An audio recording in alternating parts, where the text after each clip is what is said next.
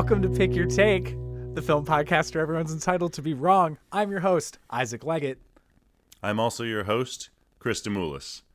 Today we're asking our dear listeners to pick your take on the films of 2022. Hey, Chris. Hey, Isaac. We were just joking about the fact that for Isaac and I, we literally just meet up and see each other via FaceTime every time we record an episode. So it's been we text a lot. Like, we talk a lot, but no, we text. We talk all the time. But like now it's like this is our excuse where it's like, well, because before we hosted this podcast, Pick Your Take, the film podcast where everyone's entitled to be wrong, before we hosted the show, we would touch base every month or two to couple months, and we would just end up on a FaceTime call for like 3.5 hours or some shit. Yeah, and then we were like, oh, we should start a podcast because then we could just, record the conversations we were already having. And now we're just back to having those conversations, and we just turn the camera on. Yeah, because literally we usually would just talk about movies anyways. In the podcast we kind of honed more to be about one specific movie, but in the past we would talk about our lives, but then also in general we would talk about just stories that we love or things that we've seen that we disliked or liked. And now that's just become a part of this whole fucking recording process that we do. So it's strange that just we found an excuse. Haha. Hey, yeah. It's a little bit into the behind the scenes. Yeah. We're here to talk. Yeah. But we're here to talk about. We're kind of doing a wrap up, a year in review on 2022. The Oscars are soon in the next week or so, and we're not, really only here to talk about the Oscars, but it feels like it's like the time when the year is kind of wrapping up, and we've been thinking a lot about it. Yeah, and also we've kind of gotten around to movies that we've been meaning to see, I think, in 2022, and still missed plenty though. Yeah, even though we're well into 2023, and we realize that obviously, we're going to just be talking about the best and worst of 2022, and also touch base a little bit on the Oscar films and maybe just a couple of predictions in that regard. Yeah, I'm trying to maybe make some guesses. So on that note, Isaac, what movie did you despise this year? Or it doesn't have to be despised. No, but I guess, I'm what do you really think trying to think. Was your least favorite? I think I was kind of fortunate. Cool. So like last year, I think it was I want to start saying like last year was a good year for movies. Like 2022 was a good, like a lot of movies were good movies. And a lot of the movies that have attention, I think most of them are good. Not all of them are amazing. And I have some that I obviously think are fantastic, and other that I think I just at least I enjoyed them. Like I was glad I watched them to a degree of how amazing I'd say something is. So I don't think there is a movie that I gave my time that I walked away despising this year, and I'm fucking relieved by that. I think that if I actually am running through the movies I watched last year, my least favorite is probably The Batman. Nice. A movie I think is fine. A movie I think is fine, but also a movie that is not aged well in my mind. I feel like I would want to watch it again, but I don't really want to watch it again. So you're lucky though, because like I don't like The Batman. That's nowhere near like what I think is the worst of the year. Okay, cool. Chris, this is good. great. What is so you hated something here? What did you fucking hate? Well, here's the thing. I don't think anything was an absolute zero, but I think there were just a lot of disappointing movies. And for me, oddly enough, like it must just be my experience of what I happen to decide to watch. But for me, a lot of the movies that I saw from 2022 was a good year for film.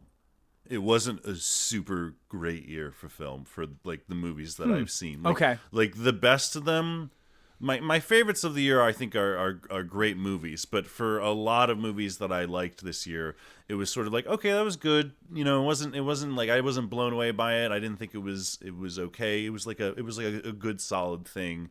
And for a lot of like the movies that I disliked this year, there was no absolute zeros, but I would say it comes close with some of them. And I'd say my most disappointing film of 2022, because it was the most probably expected, or my most anticipated film of 2022, was Hocus Pocus 2. I watched Hocus Pocus 2, and that's the best way to describe that is it's just, I mean, they get the ladies back. The ladies sometimes have an energy and a chemistry.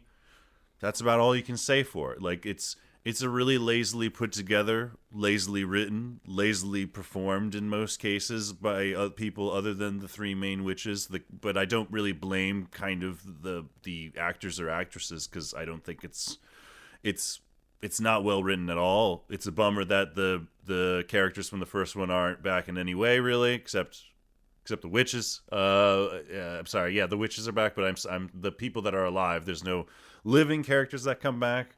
Maybe the only other mentionable thing is Doug Jones comes back as Billy Butcherson, the zombie character. Yeah, and he's great, obviously, because he's great. And maybe there's a few other things, but it's a movie that, spoilers to Hocus Pocus 2, real quick, if you don't want to, maybe fast forward 30 seconds. I'm not going to spoil much, but real quick.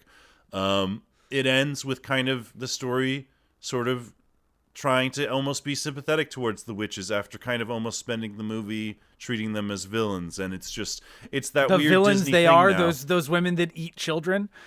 Yeah, the women that eat children. Yeah. Cool, man. Cool, dude. Does this weird thing that Disney likes to do now. Like, they forgot that the original script was, I think the original script for Hocus Pocus was like an R-rated, probably more like a horror movie type of film that they adapted to be a family film. And I think Disney must have forgotten about that, because it becomes like this weird hokey just family tone at the end. And I don't think Hocus Pocus 2 there was anything much of anything good about that movie. It's interesting you bring it up. I obviously did not watch that movie. And because I always liked Hocus Pocus, I don't have the real reverence that you have for it, or the kitschy reverence that some people on the internet have for it. I don't really share either of those. I just liked it when I was a kid and haven't really given it much thought since. And I remember there's the dance party and the mom is dressed as Madonna because she's got pointy boobs, and she's like, "Who are you supposed to be?" And she's like, "I'm Madonna." And it's like, that's the joke, I'm Madonna. My opinion on Hocus Pocus 2 is oddly, I think, immediately an opinion that I share, or it makes the thing that it makes me want to talk about is the streaming platform and the crisis that the streaming platforms are undergoing right now. And I did not think that was going to come up this early in the conversation.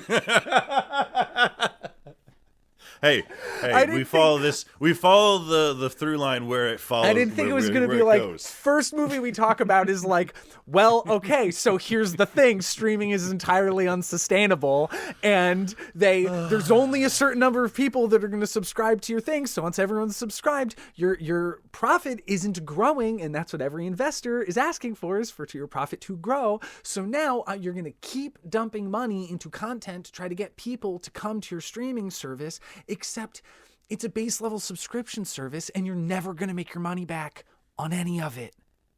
And it's fucking crazy. And they're all just sinking money into this stuff. And then they act like Warner Brothers are crazy when they fucking can movies and take tax write-offs. And it's like, that's what like everyone is doing right now, are just writing off. It's fucking crazy. And this was going to come up to me when talking about the release of Glass Onion, a movie I liked. I liked Glass Onion. I didn't love Glass Onion, but I like Glass Onion. Same. But thinking about the release of Glass Onion in the sense that like Knives Out made like over $100 million. Glass Onion was a movie that could have totally been poised in the Oscar race. On its own merit, it got an adapted screenplay nomination because obviously like the Oscar, no one campaigned for it.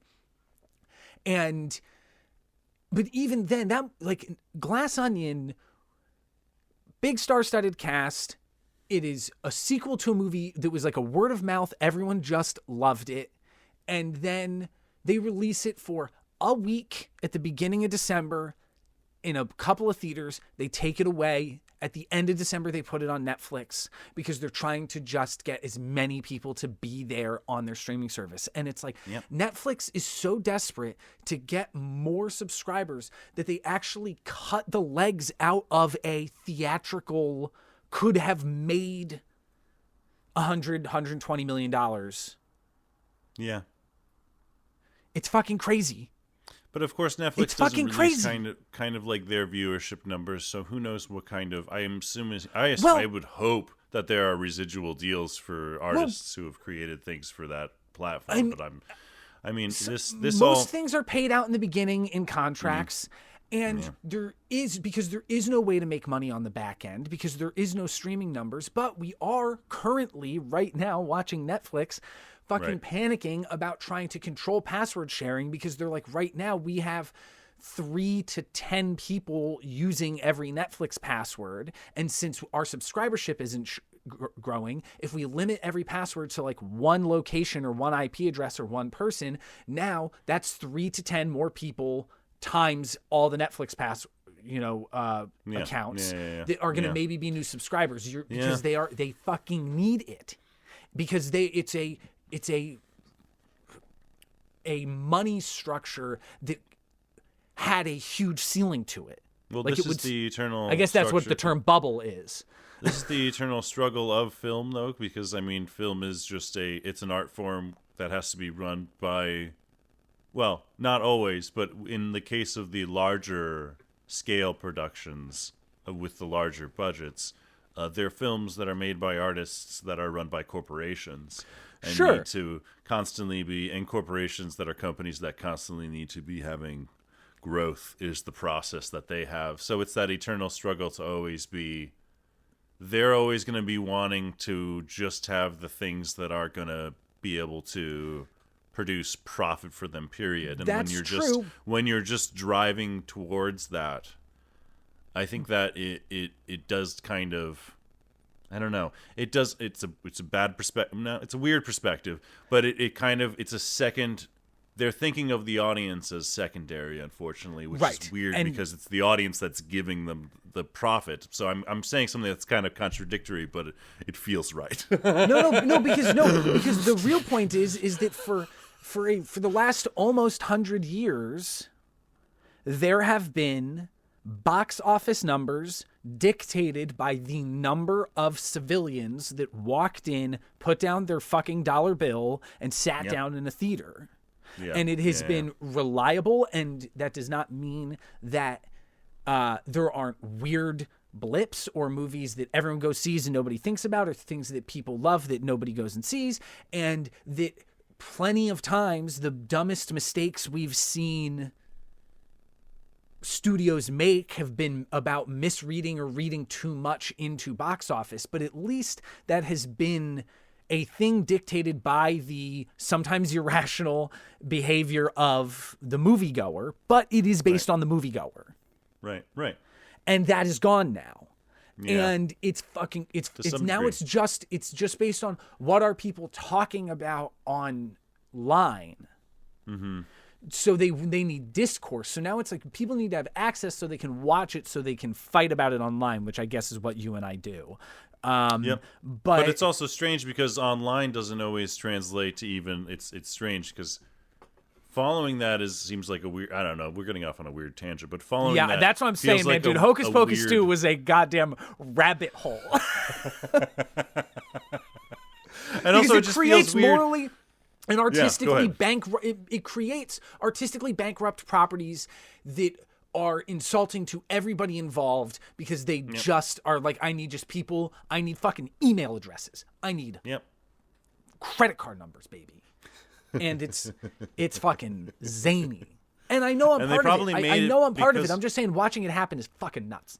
they probably made it because of the online community, but the online community doesn't always translate. And the most famous example was probably Snakes on a Plane. Like everyone online was like, "That's going to be the greatest movie of all time," and no one showed up. Well, but like, look at Morbius last year. Look at Morbius was released. Oh my God, Morbius! This time last year, Morbius was released. No one saw it. It became a meme online. So then it became a thing where everyone was joking and talking about Morbius. So now we're talking about it on the internet, and they go, "That must mean this is successful. We're going to re-release it," and it bombs. We're part of the problem. We're part of the problem, Isaac. Well, no, but stop. It's like, but what I'm saying is that like people talking about a thing can be positive or negative. People paying money to walk into a theater and sit down and watch it means that they at least are interested in seeing the thing. Yeah. And there's a difference there. Yeah. And no, I think the streaming service, it's just, I think there's constantly, they also are throwing money at sometimes good artists who end up making good products if it's a good movie or interesting TV series. And there's great filmmakers that have kind of fallen down the hole of making TV series for streaming services. And like, I'm just saying that the structure itself is a rickety scaffolding that looks like it's about to fall over, even if there is sometimes good art coming out of it. But then sometimes there's hocus pocus twos. Sometimes there's Hocus Pocus 2, which was released on a streaming service on Disney Plus, and I went to theaters to. We'll move this forward into a dishonorable mention real quick. No. I'm just gonna keep us. It felt like a good segue. Yeah. It felt like a good never say sorry. On Pick Your Take, you never say sorry. Yeah. I went to theaters with Natalie Goff, friend of the podcast, of course, and co-host. Also Evan Hodick, co-host. Oh, you're right, a co-host. Jeez, I almost forgot. And also friend of the podcast, Evan Hodick. We all went to theaters to watch In D-Box, a film that was, I believe, mostly personally funded by the co-writer, director, producer for I think it was almost $150 million. We watched Moonfall in theaters. Oh yeah. Okay. Good point. That's a terrible movie. Terrible. Did you see it? I saw it on an airplane. And it was fucking. It's a good way to watch it. I've described movies where, like, if I watch a movie on an airplane, if it's a C, it's probably a B because I'm hanging out and it's distracting me from the fact that I'm in a missile in the sky. And so, like, I usually like anything I see on an airplane. Moonfall is a big fat nothing. I think because I saw it on the big screen and because we watched it in D-Box, I definitely felt moments that I was feeling a little sleepy, and the D-Box seats would kind of jigger me back awake. Like it was literally like a thing of like, oh my God, okay, things are still happening. And I would give that movie a 0 because I think that the effects sometimes of the world destruction, as always in a Roland Emmerich movie, is something to behold. It's not it's nowhere near 2012, but there are some decent moments of it. But like everything else, like there are some just horribly bad performances. There's just some like really stupid, just eye-rolling dialogue, and it gets to a point where the ending. It's weird how if I describe the plot out loud, I don't want to describe it out loud because it might actually make it sound cool because there's things involving like Dyson spheres and dwarf stars. Oh, I know. If but all of those concepts are like, exposition word vomit where the movie just skids to a literal halt. Like just like oh God. Oh fuck! It's such a fucking terrible movie. It's a terrible movie, and I feel bad because I know it was like mostly personally funded by Roland Emmerich, and I know like when people criticized it, he personally said things like, you know, it's these type of people that criticize these types of movies that like makes people not want to watch them. But like I love a Roland Emmerich fun, stupid romp world destruction movie, and I went to this movie expecting that. Yeah. And all three of us were just like, that was Nothing. Sucked. Dude, Game of Thrones MVP guy who like always brought his A game on Game of Thrones, John Bradley, playing one of the worst characters. One of like the dude who's like the ostensible like co-lead of Moonfall, and an actor I like, is just one of the worst written and worst characterized things put on screen in a long time for me. Like, bad movie. Bad fucking movie. Bad movie. Forgot about it. I was like, wow, what a good, there wasn't a single movie I like hated this year. No, that's a bad fucking movie. I had totally excised that. It was like for a while it was one of the few movies I saw from like 2022. Like I didn't go to the movie theaters much this year to watch movies, I only went to the sadly. theaters 3 times this year. I think honestly, you know what? It might be 3 times for me as well. No, I think it's more than that. But 3 times stick out in my mind. I can't remember the others, but there must have been more than 3. 3 just must stick out in my mind. Although maybe it's 3. Anyways. It was I just like kind of didn't have the fucking time. It's one of the reasons that I needed for us to like cool off on doing the podcast once a week. Like I just didn't have the fucking time, man. Myself as well. You know, at night in my own house, I can, give an hour and a half to 2.5 hours where it's like, I'm just like at my house. I like eat my dinner and watch a movie. But like, like dedicating like 3 to 4 hours of my day where I don't have other shit that I got to do. It's like, it's tough. It's hard. But and it kind of runs the gamut where, it was the Batman, a movie that was one of my biggest disappointments just by being not much of anything to me. And then one of my top 3, and then just one of the fucking like one solid honorable mention. So it kind of was like good, solid, and bad were like my 3 experiences in the theaters. Okay. Yeah. Well, then I guess what are your favorite experiences of movies now? Okay. I'll say. What movies did you love in 2022?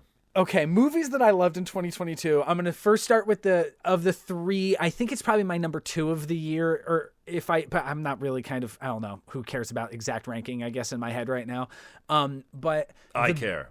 The big so my number 2 to jump around. My number 2 is my big favorite theatrical experience this year, which is Nope. Okay. I fucking loved Nope. I fucking love Nope. I think it's a great movie that is both just beautifully made and beautifully acted and looks fantastic. Like the act of watching the movie is such a goddamn pleasure. But also like I think it shows a really cool evolution of who Jordan Peele is as a filmmaker. And I think that in a year that was like full of big movies, like, this was a good year for the box office. There were big movies that were designed as big blockbusters that made a lot of fucking money. Like this was, and Nope made good money. Like it didn't make no money. It did. No, I mean, it made good money. Absolutely.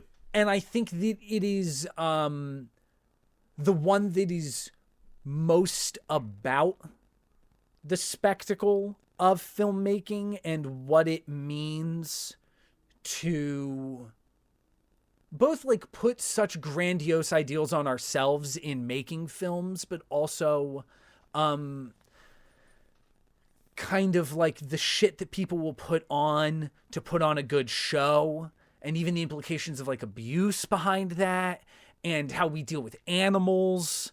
And it's just this movie that is so fucking full of themes and ideas that is not quite as clean. Like I think that Get Out and Us are both such good movies because they're so tight and so locked in on exactly what they're doing and what their allegory is and what their metaphor is. And it's like one serious, like one metaphor in which they've just really dig into the nitty gritty on that and really explore it. And I think that those are really successful, especially Us in that sense.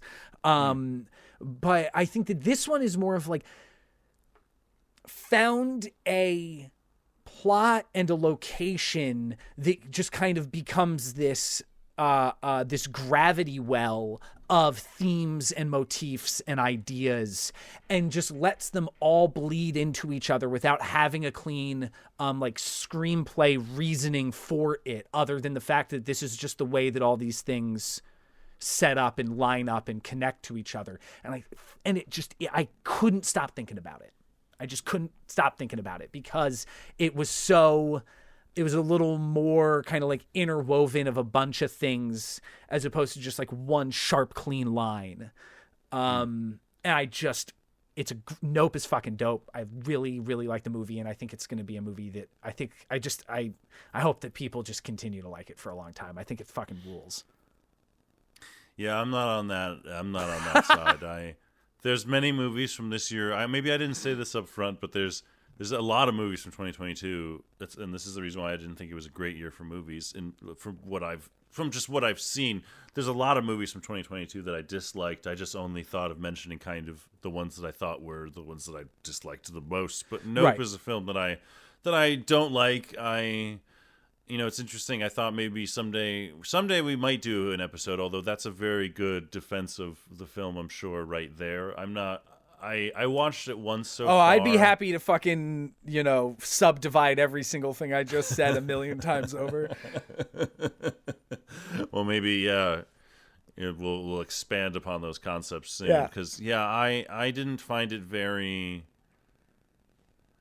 I'll hold off on maybe being specific, but I didn't feel the way you felt, I guess is the That's a bummer. And it was something that I wanted to like. I still haven't seen Us, and I think I'm waiting on watching Us to really have this like discussion with you fully. And I need to rewatch Nope. Yeah, and I need to rewatch Nope, but I'd be happy to. It was a thing that I didn't. And one of the biggest things that I found that I'm just thinking of right now that I'll say is, for me, and it wasn't the acting, but it was the characters.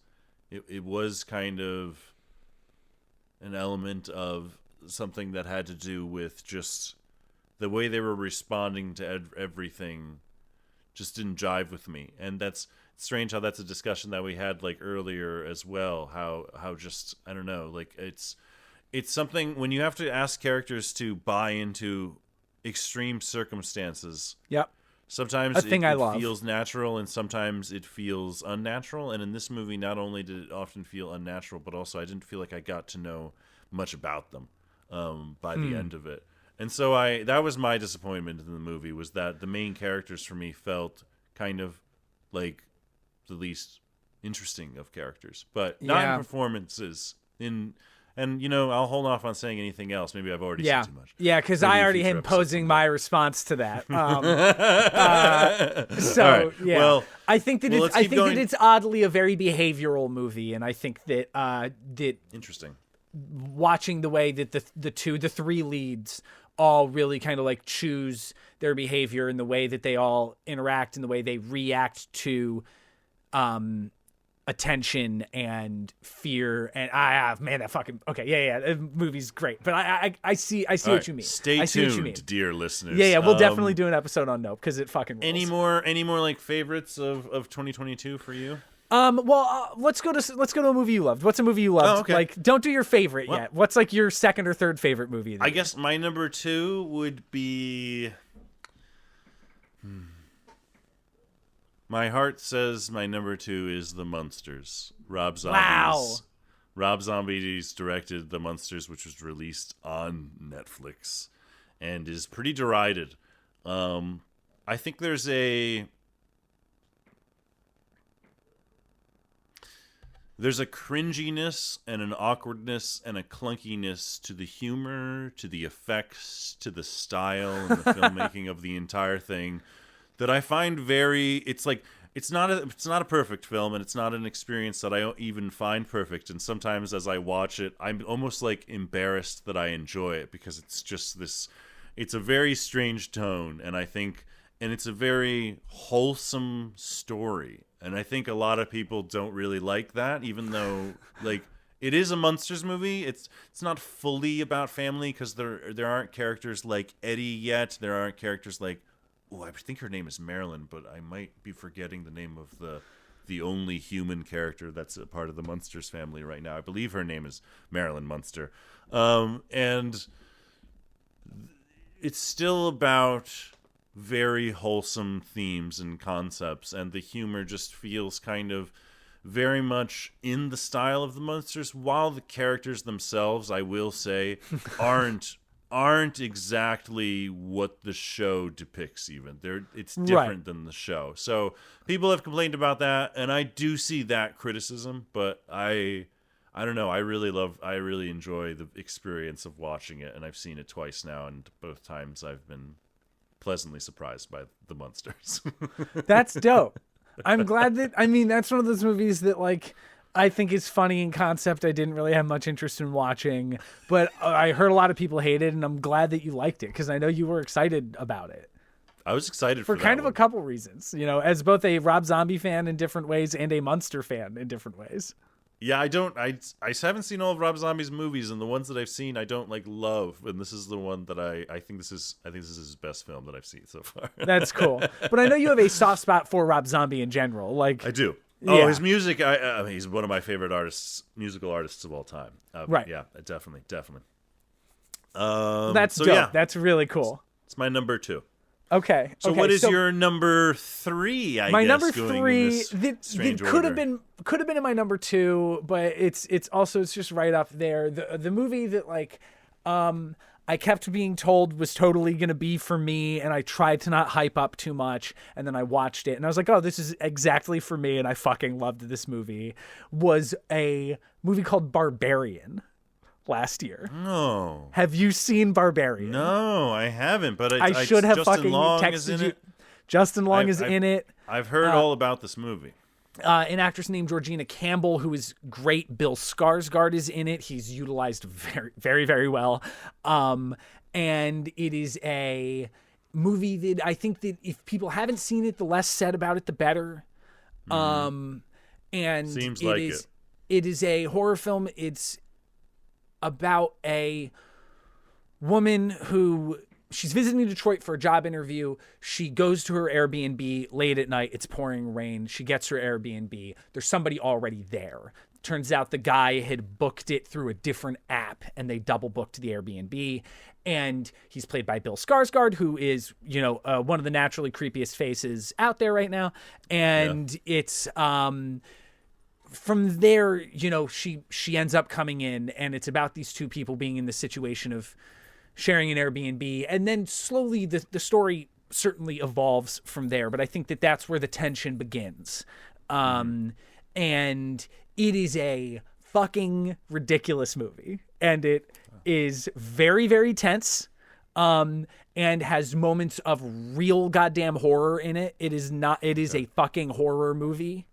Okay. And it is written and directed by a guy named Zach Kreger, who was one of the two lead guys in The Whitest Kids You Know.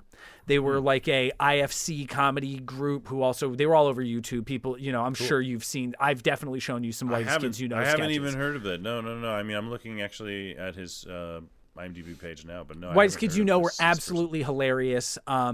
And cool. He, they've been doing their own things for years. It's just kind of like actors or comedians.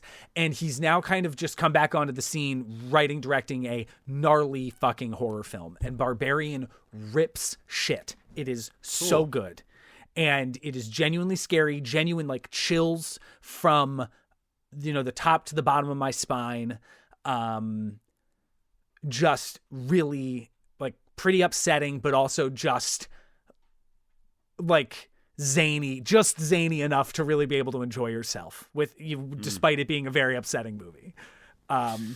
Cool. It's all right. awesome. Well, I will check it out. I mean, that's actually been one of those movies that I think Natalie and I have considered sort of checking out. It's on HBO, right? Yeah. That's on HBO? Yeah. It's on HBO Max. Anybody can watch it. Because it's very famous. It's very famous, yeah. So this was famous also in the a movie sense that it has a very positive reaction. As soon as it came out, people seemed to really have a positive reaction to that. And film. a movie that made money in the theaters. Like again, like just to because we already got started talking about like the streaming thing, but like it's a thing that did make money in the theaters, which is awesome. I think horror, really, in a cool way, is one of the most creative genres right now we have in cinema for that reason. And it also seems to be, honestly, if you pay attention to the box office recently, even with things like Smile, and another one, I can't think of another recent one, but if you think of horror movies recently, like they tend to be made for not a whole lot of money, pretty small budgets. Yep. And they tend to be really profitable because you can do a lot of insane things in the horror fantasy genre, which seem to be the genre of a lot of these movies. So and if it's a thing that just cool, is like it's a cool genre. Yeah. In the dark and it scares you, it's one of those things that like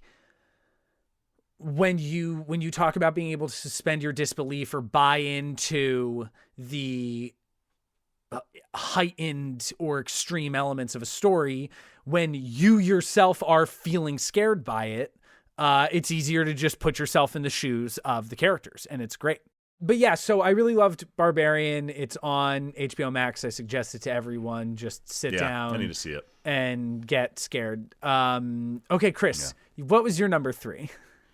So my number 3 was actually also not a theater experience, but also a Netflix experience. I guess 2 of my 3 favorite films of the year are Netflix, and I didn't realize. But something I watched recently, and I haven't seen the 1930s. Oh my original. gosh, I can't. I've never heard someone say something positive about the movie you're about to. I've never All seen it. All Quiet on the Western Front. Never met anyone who's seen it.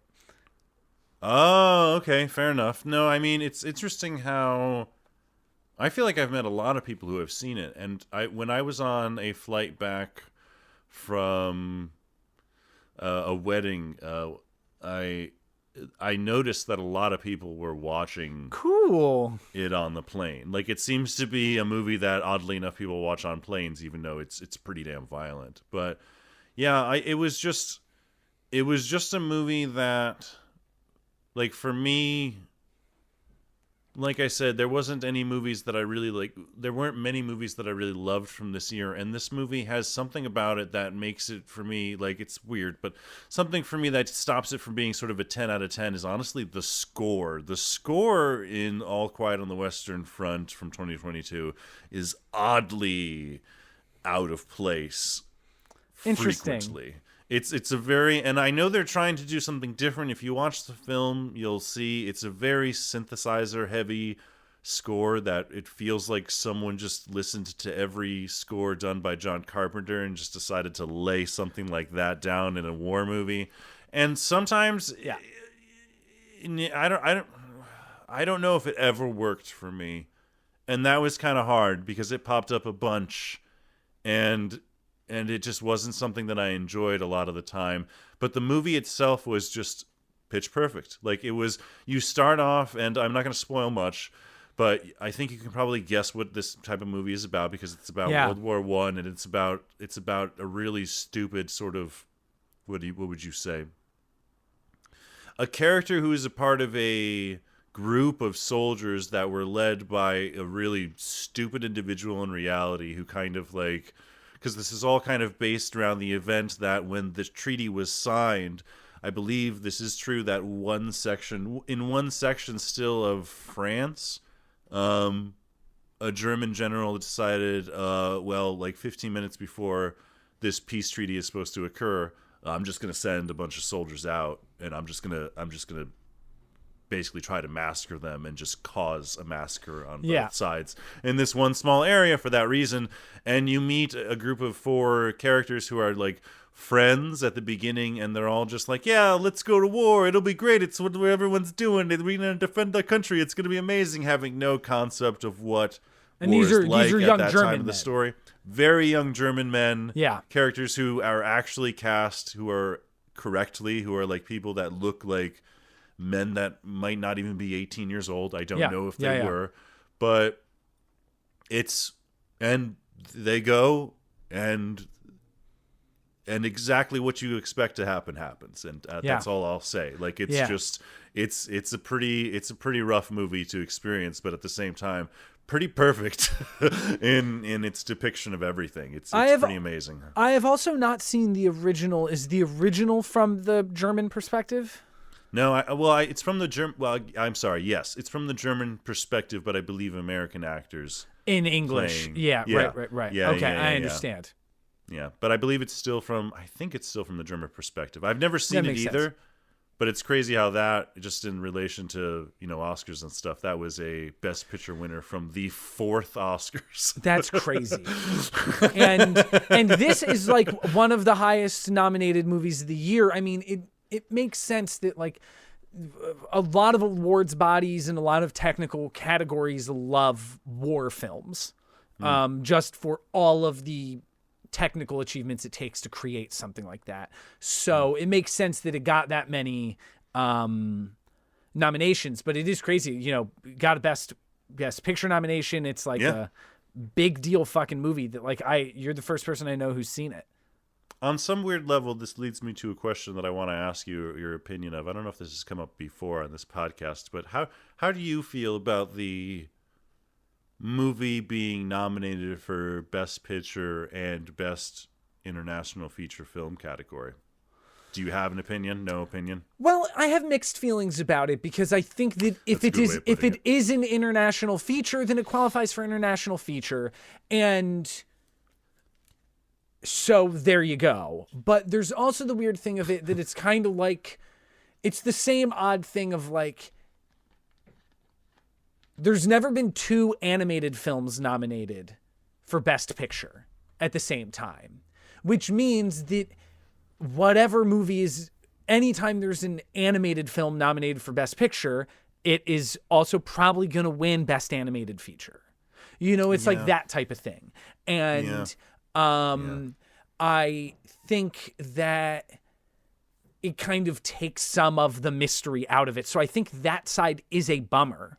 But I also don't really know what to do about it because, like, unless it's a thing where it's like if you get nominated for Best Picture, then it disqualifies you from getting nominated in animated or foreign language feature. I don't know. Like in the way that, like, if you get nominated for Best Actress, that disqualifies you if you got enough votes for Best Supporting Actress. There are movies like that, like like the year that Kate Winslet won for The Reader, she won Best Actress. Like she was campaigned as Best Supporting Actress. She probably got enough votes to have been nominated for Best Supporting Actress, but she also got enough votes to be nominated for Best Actress. So they gave her the Best Actress nomination, and whoever got the 6th most votes was nominated for Best Supporting Actress.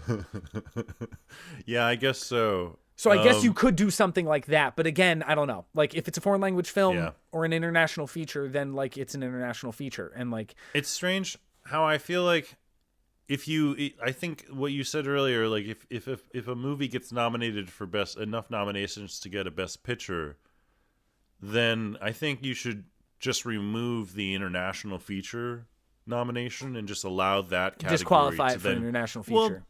Well, not even disqualify, but almost just put it as like allowing another film to kind of fill that slot. And then I guess disqualify has a like a bad connotation, but you know what I mean. Just remove it from contention. Yeah. Yeah. And I think once in history we've had a film win both. Didn't Roma win International Film and Best Picture? Yeah, and so did Parasite. Oh, I forgot about Parasite too. You're right. You're right. Okay. Another one where it was like, oh well, Parasite's obviously winning Best International Feature, but it also is kind of like it feels like it has the right momentum to win Best Picture, and it did because that movie's fucking amazing. Yeah. So there is still some unpredictability to it, I guess, but it is just kind of a thing that is mixed feelings, I guess is a good way of putting it. I guess these things don't really matter, but they don't. It's interesting. It's more of just because the thing that matters the most about the Oscars to me, I think that actually in general, in practicality, the thing that matters about the Oscars is the Oscar bump, as they say. It is that if your movie is nominated for Oscars, people are talking about it. People are seeing it.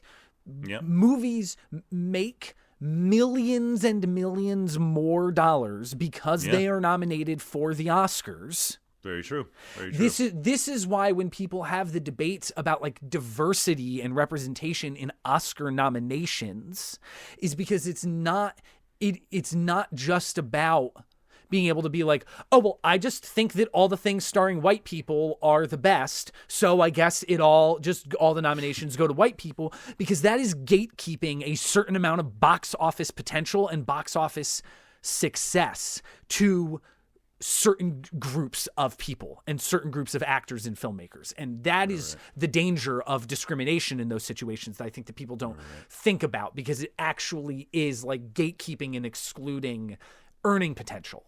And, but it is also a group of people voting over something. So, I mean, to some degree, it also is whatever the representation of that community voting is going to reflect, I guess, also in who they're voting for to some degree, unfortunately. True. But no, of course, no, absolutely. But it also is going to reflect what they see in the first place. And I also would hope that something like Academy of Voters are a very diverse group of but they're not. Of creative individuals. Are they not? They're not. Well, I mean, in the last 5 years, it has certainly had major overhauls and has expanded, and there have been things that have been like obvious diversity hires that both like inside and outside of different like racial communities, they're both like, okay, I guess it's good that you're offering us more space, but it just feels incredibly pandering. And I see what you're saying. But I think that they've gotten better, certainly. And there's the whole thing about like Andrea Riseborough getting nominated this year, where there was an obvious campaign amongst her friends that like that's the game, and the Oscar campaigns are ugly whether they're playing inside the lines or outside of the lines. So kind of who gives a shit about that? But the one thing that kind of pisses me off about it is that like different people who were doing this weird internet campaign for Andrea Riseborough were kind of giving this in certain like emails and shit, were giving out this vibe of being like, certain people like Viola Davis is already a lock. Viola Davis is getting the nomination, so you don't have to worry about voting for Viola Davis. And then like The Woman King doesn't get a single nomination, where it's like when you talk about a movie that was designed as a blockbuster, made a bunch of fucking money, people really, really liked The Woman King. And people love historical war epics. Look at movies like fucking Braveheart, and that's exactly what The Woman King is. It is a historical war epic. But there are themes around slavery on it that are handled to varying degrees of success, but also just a thing starring like all like dark black-skinned women. And like a thing that it's like those movies need a boost, or I mean those movies need a boost in getting like recognition in awards bodies in general. And then they're like, oh well, Viola Davis is already a lock, so like don't fucking worry about that. And it's just like, that's where it's just like, well, fuck off. Like if like encourage people to vote for Andrea Riseborough, but don't like, I don't know, don't undercut other people. And that kind of pisses me off. The whole Andrea Riseborough thing was a thing of, what was it? It was basically, from what I heard, and I didn't pay much attention to the story, but from what I heard, it was like someone was going directly to Academy of Voters and like personally like having like, it was like there are apparently rules to a certain degree about just not like pushing a movie in a supporting role to people, but like directly kind of attempting to like influence people to do something like that. So that was the whole thing of that, and it seemed like kind of like dirty play, but it's all dirty play whether it's within their rules or not. It's kind that's what I mean to some degree. When you have a movie that's that independent, don't you kind of almost need to do that? Yeah, that's what I mean. You almost. And that sucks that Viola Davis didn't get more of a push, because I really need to see The Woman King. Woman King's a good movie. I don't care if it didn't get nominated. I'm going to eventually watch it. But a lot of people do. Like, awesome. You know, the Oscars are a thing that, like, the average person who's not, like, an obsessive film watcher or film studier like us, the Oscars are a huge thing to tell you what is worth watching this year. True. Before the next year of film starts, what is worth your time? They're also, to some degree, if I may say, like, I think because Oscar viewership, sorry, we're getting off on a bunch of tangents. True, like, Oscar viewership has been a lot lower in years. I think mainstream audiences actually don't give a shit. And I think to more interesting a degree, I think the Oscars are kind of, I'm sorry, I shouldn't say all mainstream audiences, but I think like the people that 80% of people that watched Avatar: The Way of Water in theaters, I assume, don't really care all that much about Oscars. Right. Like, no, I true. think No, a lot of the people box that office, go, baby. that's what I mean. Like the people that are there out seeing, and I mean, you have like a movie like La La Land can make like $100 million, but for the most part, it's sort of like the Oscars are a representation of what, and I'm going to use the word, what sort of pretentious film industry people view as the best films of the year. True. And I think that's kind of more become the perspective of all of us. Like when I agree. I've seen like a movie about really quickly. I watched a movie this year that I like. I didn't love it, but I like it. I watched Tar. Tar is directly a movie that's about kind of like pretentiousness in creative field. I liked Tar. I liked Tar, but I think to some degree Tar becomes a little pretentious. Like, and I think a lot of audience members aren't going to really watch a movie like Tar. They're not going to really watch a movie like that movie is Empire of Light, off-putting. even though I did. But like, there's a lot of movies that are nominated for Oscars that are just kind of these films that I don't know. Like you mentioned The Reader earlier, and the most famous thing that I remember about the movie The Reader is when Hugh Jackman was the host of the Oscars, he sang a song about like all the Oscar nominated movies, and when he sang about The Reader, he's like, "The Reader, I haven't seen The Reader. I was gonna see it later, but I fell behind after I saw The Dark Knight a third time," or like something like that. That's really funny. And I mean, I think that to some degree that's true. Like to some degree, the Oscars is like you said it before. They're pandering. Like, look, we will give dictate like nominations to like these things that you also like and are a huge box office success. But these are like the movies about like creative fields people, and I don't know, like they're just kind of these more pretentious stories that I don't think a lot of mainstream audiences really care all that much about. Like, I enjoy them. I think you're wrong because the box, even in off years like pandemic years, the box office numbers don't lie. Like when a movie is nominated for Oscars, it makes more money. They get secondary runs. No. Of course. No, I'm sorry. I'm not saying a blanket slate. To a lot of movies it does, but to some movies it's just right. It's an amount that is profitable to the fact that a lot of these movies don't cost a lot of money to make, but it's not a huge mainstream. I don't know. Which like is maybe now I'm being a little too. I don't know. Just well, but there is a strange intersectionality to it now, where it's half the movies that they're saying are like the lower budget, artier films that are worth your time, and then the other half is like getting the attention of bigger budget films, so the fans of those will be interested in coming to watch the Oscars and drafting off of the success of a Top Gun Maverick or I don't know, or even like the huge the huge box office success of Everything Everywhere All at Once. So like I think that it is this so when you see these lists, or a Avatar is a great example that still gets nominated for Best Picture. Yeah. But to some degree, like I guess for Everything a movie Everywhere, that is very good. It's a very good movie. Yeah, maybe I am coming in a weird perspective right now, because to some degree you're right about Everything Everywhere All at Once. Like I think the majority of the audience that saw Everything Everywhere All at Once in theaters also doesn't like care about the fact that it's nominated, but is like invested in that fact because it seems like a movie that everyone had a very positive experience to. And to some degree, a lot of those movies on the list are like Top Gun and Avatar: The Way of the Water as well. But I would say, and Elvis, I'm sorry. So maybe I'm being a little bit of an idiot in that regard. But the rest, like Women Talking, if we're going through the best pictures, Women Talking, Triangle of Sadness, Tar, I'm sorry, not All Quiet on the Western Front. I think that is probably built for more mainstream audiences. Yeah, the absolutely. Banshees of Inisherin, and even to some degree, I hate to say it, even though Spielberg directed it, The I don't even know Fablemans, if I don't even know if the Fablemans was enough to kind of Spielberg to kind of bring mainstream audiences in. No, well, I also think that people make. Let me look that up to make sure I'm not a fucking No, idiot. the Fablemans did not make much money at all.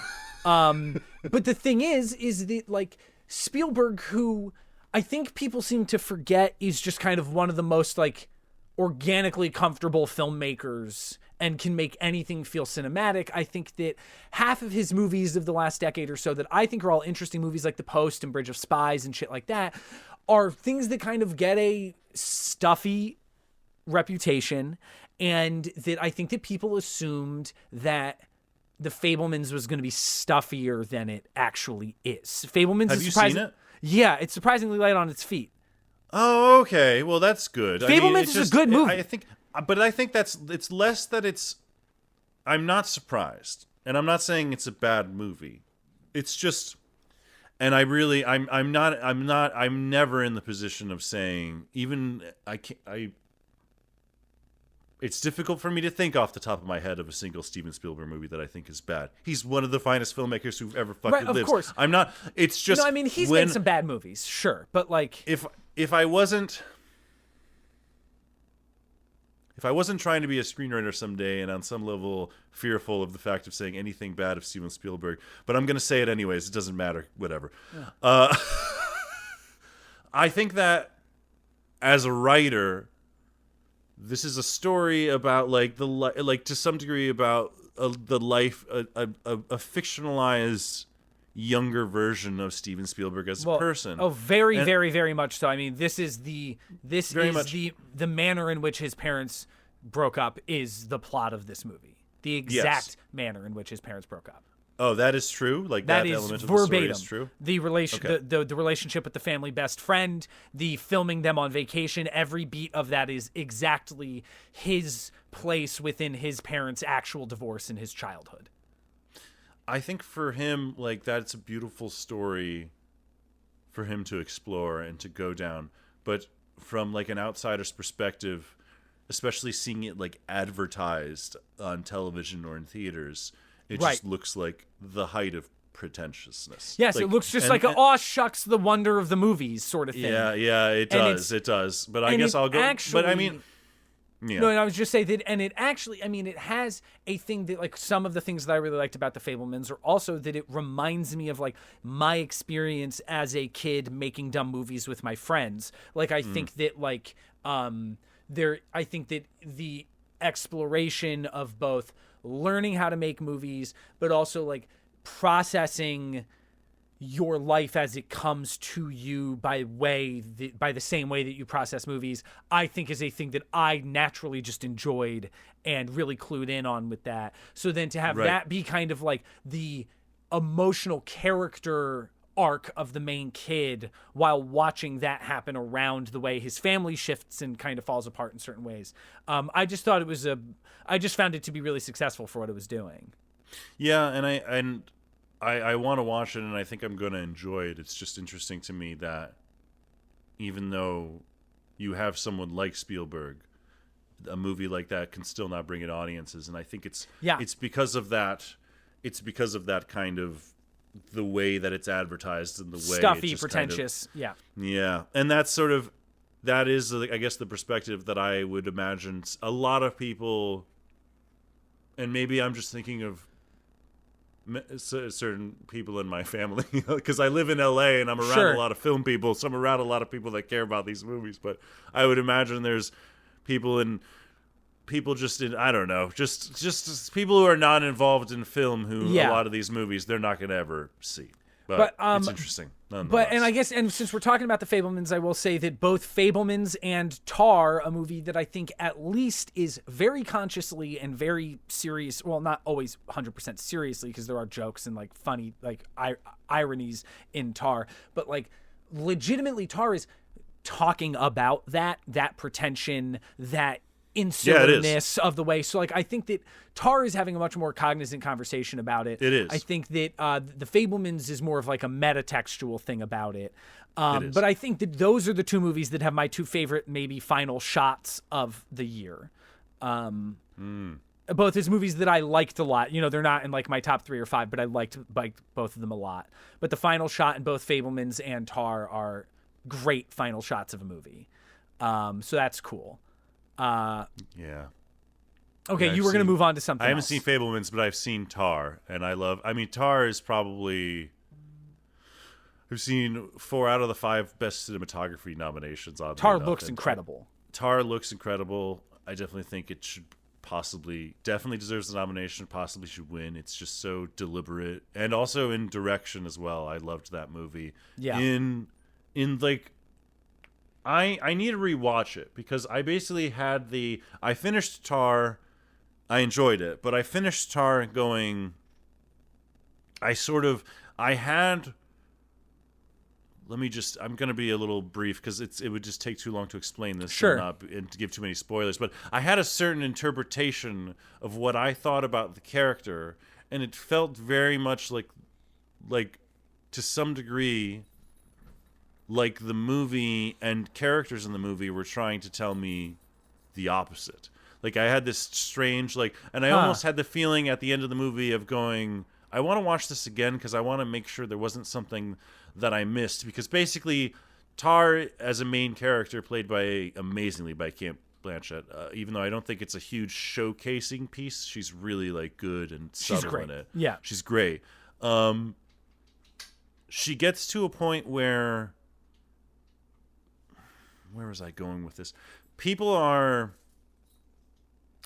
saying things about her, and I never get any visual confirmation of any of the things she's being accused of. So I spend that entire movie going, I'm on your side, lady. I don't really know what's going on here. Except... either that's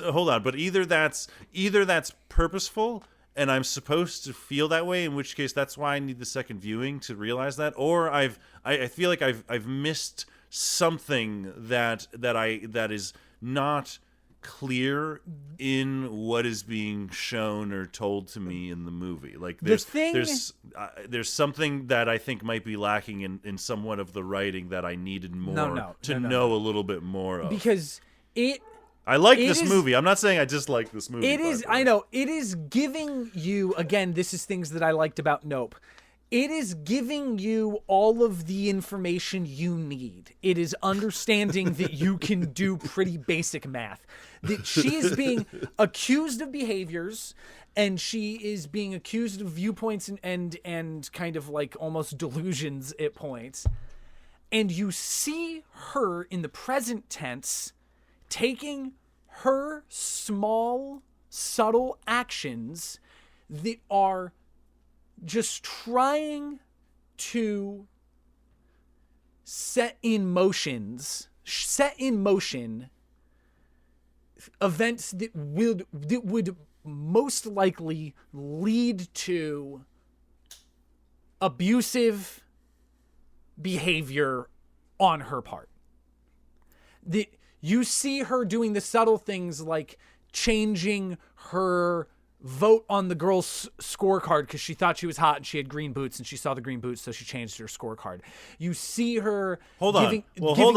Then hold on. But this could be this could be an entire episode. Hold on, because I disagree, because I don't think she just gave it to the person because she saw the green boots. The green boots was a way of her identifying who she just heard, but I don't think that was her way of voting. I'm glad that you're willing to give her any benefit of the doubt. Every person deserves the benefit of the doubt, but when things stack up that she does that, and then she bases their new solo around this girl and brings the girl along with her on trips and shit, that you can see her trying to create circumstances that might casually lead to things that all seem like they could easily be pretty kind of like abusive or power dynamic behavior. And just because it doesn't happen in the literal beginning to end plot of this movie does not mean that she hasn't done it plenty of times before, is perfectly comfortable with continuing to do it.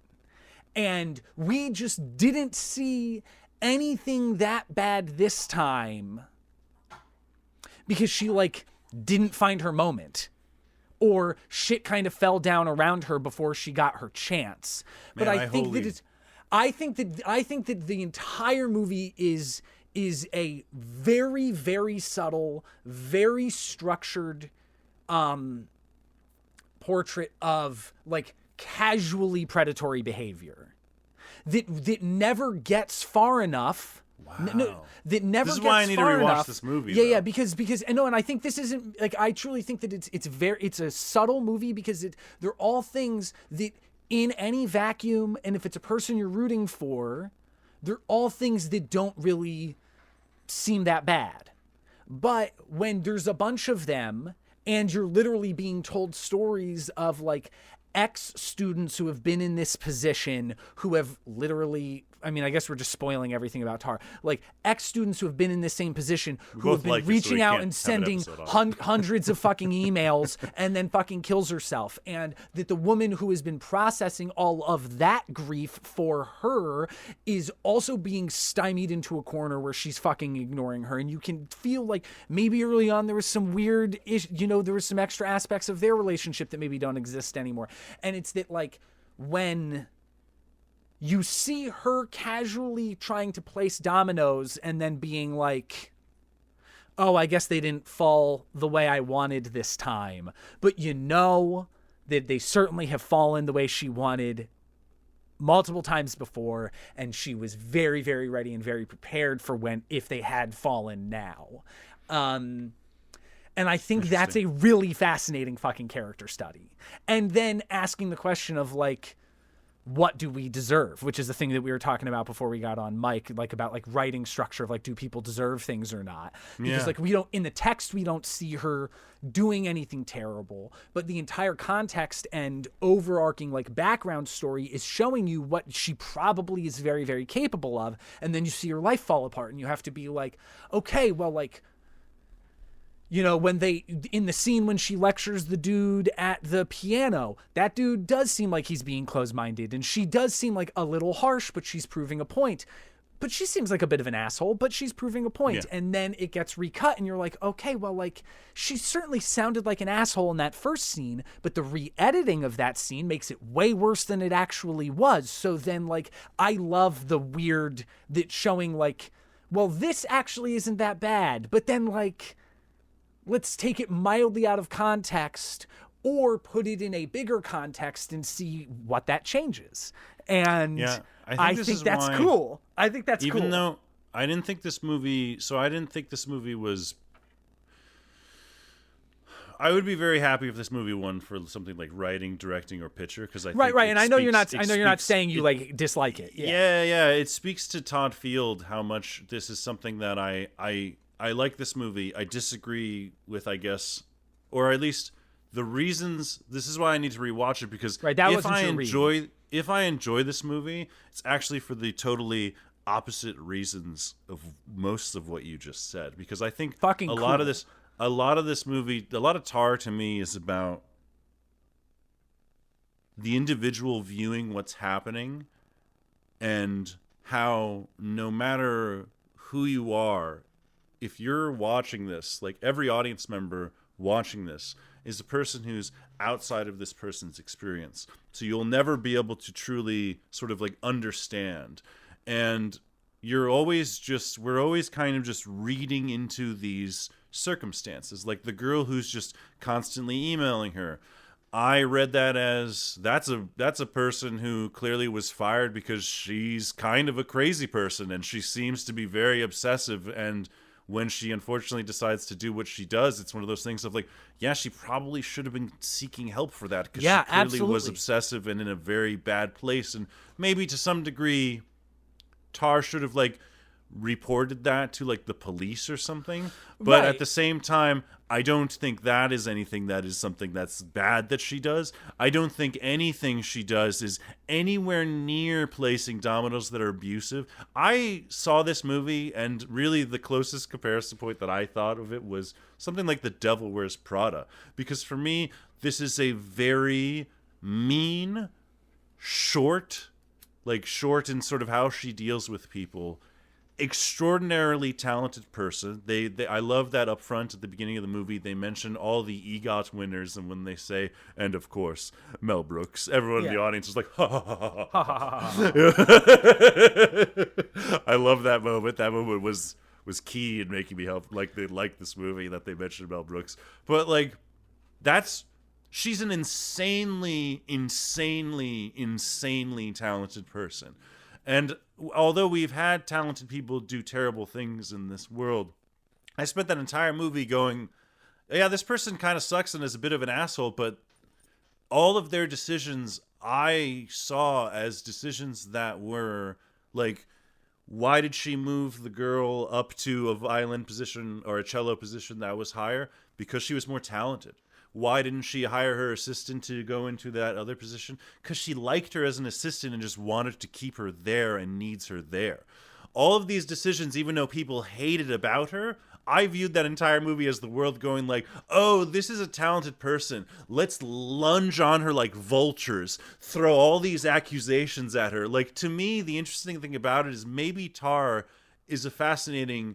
You could look at it both ways. You could look at it kind of this mirror at culture, and how culture kind of just is so quick to just jump and lunge at anyone who's famous that is going through something, and the opposite, which is kind of the actual artist's experience. And that's just cool that I liked it for the fact that I thought the movie was just me going, oh fuck, I'm on this lady's side. Like, that's wholly and totally am just like, me. I have to tell you, that's insane to me. No, because also I think that you're playing into. I personally think that plays into exceptionalism. That is the thing that we have learned leads to abusive behavior. And this thing that like this is a movie undeniably like about like quote unquote cancel culture, but is this movie that is showing that like both sides of the conversation about cancel culture or the way the court of public opinion functions, both of those things have general points, and both of those things lack nuance, and then both of those things have crucial nuance, or else it's easy to make the conversation seem moot if you don't focus on a crucial piece of like nuance or subtlety to those conversations. And but I think that like exceptionalism, the way that we decide that once we decide someone is exceptional, that gives them permission and power to do and be a lot of things. Because I think that the movie is very much a movie about power dynamics. And I think that both the power that the court of public opinion has over us, but the way that we abuse our own or utilize our own power dynamics in our life, and that like the more power people get, the more likely they are to act on their own self-indulgent interests. And I think that just like time in human history, I don't read can her as kind of attest to that. self-indulgent. Oh, but I think that she's totally self-indulgent in I this. don't and read again, that. That's like interesting. self-indulgent is not necessarily a bad thing, but I think that throughout the movie, you see her make a lot of like self-serving, under the table choices that are based around the permission that her greatness gives her. And I think that it's another thing that, again, going back to, oddly, I'm just going to talk about Glass Onion relative to other movies, but I think that like the twist, again, Glass Onion movie I liked. I don't agree, but go ahead. A movie I liked, but I don't think is, as good as Knives Out or anything, but I liked Glass Onion. And I think that the twist in Glass Onion, the twist in Glass Onion that like, oh, when we see a rich, successful person, and again, Lydia Tarr has had art and has been, has like won awards. Like, she has certainly earned her success. But there's this thing that like when we see a rich, successful person, we just give them the benefit of the doubt concerning their brilliance. And I think that Glass Onion handles that in terms of like a subversive joke and a twist that like the way that plays out, that like, oh, we just see a rich, successful man and we assume he must be a fucking genius. And I think that that type of exceptionalism is dealt with in a more nuanced way in Tar. And I think that the benefit of the doubt that you give Lydia Tarr, I think, is the thing that has allowed her to get as bad as she has gotten. But I also think that everyone deserves the benefit of the doubt. That's why that's why I think Tar is a cool movie. Like, I think that's fucking great. Like, it's a cool movie. It makes me think both of those things. It's a cool movie, and I agree with you about Glass Onion, and Glass Onion is structured as a story specifically that way to kind of be a criticism of that, and I think that Tar... And in a genre piece like that, I get why that's the way Glass Onion plays out. It's a different, it's a totally different medium. Yeah, it's a totally different medium. But I think for Tar, like for me, it's if I enjoy the movie, it's because I feel the opposite. It's because I think you can have both. You can have both situations. You can have incredibly talented people who are going to be power hungry and who are going to use that power for self-indulgence, and you can have very ruthless creative people who are just there to do what they do, and if they make good things, then what? And it doesn't ever cross a line of like illegality, but sure, of like actual doing crazy things. But this movie, if it does give you permission to just be a fucking asshole and cheat on your fucking spouse and disrespect people and talk to them all like they're fucking morons, and there are plenty experiences where you see her act that way because she knows she can. Hard spoilers to Tar. We never see her cheat on her spouse. Okay, but like, again, like read between the lines. Like no. But that's the whole issue. I think you're reading the lines that don't exist. You're reading lines that aren't there. You're putting these things on this person, and the movie never presents them to you. Okay, but I'm not creating them in your mind. Hold on. No. But like, I'm not. Okay, but like, I'm creating them in the mind because one, that is what a movie is for. That subtext exists, and obviously that influences people's behavior. Sure, but if it's not on the fucking screen, it's not there. Fuck you! What a child you are! What a fucking child you are! Are you kidding me? Like, you're not a fucking 6-month-old where like when fucking hands go over your eyes, then things stop existing. No, like, excuse me. No, this is filmmaking. Explain it to me like I'm a 4-year-old. But like, that's the mindset. But like, there are hundreds of movies you love because you understood how to read between the lines on those movies. Sure. And I think that when you see the state that her and her wife are already in, the ease in which her wife is ready to be fucking done with her, and you see her patience, it's that like to me, I think that, again, you can take it however you want, but I think that there is a lot of text there telling you about the way that her behavior in a lot of ways has frayed all of her relationships. And again, so this is the interesting thing. This is why this movie is, because like, I think that you're right. Maybe there's an argument that there's no like illegality or like even deeply immorality to what she did or what we see her do or what we're confident she did. But like, does her genius give her permission to just be a fucking asshole to people? I think the answer is no. But does it then become that you don't care if you act like an asshole to people, right? And let your persona, because you're like, I'm brilliant and I get to be a fucking asshole to people because who cares? Let me just do my job. And then bad things come up about you. And the one thing everyone knows is like, well, I mean, she is a fucking asshole. And like, does that give cancel culture or the court of public opinion an excuse to decide that about you? Probably not. But what the fuck else are people going to think about you if you've just decided it's okay to live your life knowing and acting like you're better than everyone around you? Well, see, and so it keeps getting more nuanced. I guess I don't, and it's funny how this has become a Tar episode. I don't read her as I'm an asshole and I'm going to be an asshole because I'm talented. I read her as my instinct is to do this. And I've followed my instinct my entire life creatively, and that is the thing I do as a creative.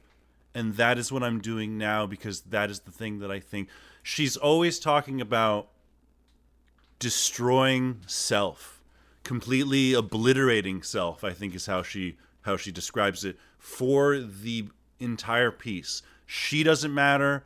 No one around her matters. The only thing that matters is the music. Of course. And I think to some degree, like I will say the wife character is actually one of the reasons why I don't like the movie. I don't think the wife character is very well written, and when she leaves, to me, I don't take it as this has happened before and she's done with it. I take it as this character wasn't well written or well developed, and she's just leaving this story now. And it didn't feel like a good script moment to me. That's how I responded to it. To me, it felt like an obvious. It felt like this inevitability because the wife had just been like so I felt like the wife. Yeah. That was why she was unengaged from her, and they had already Yeah.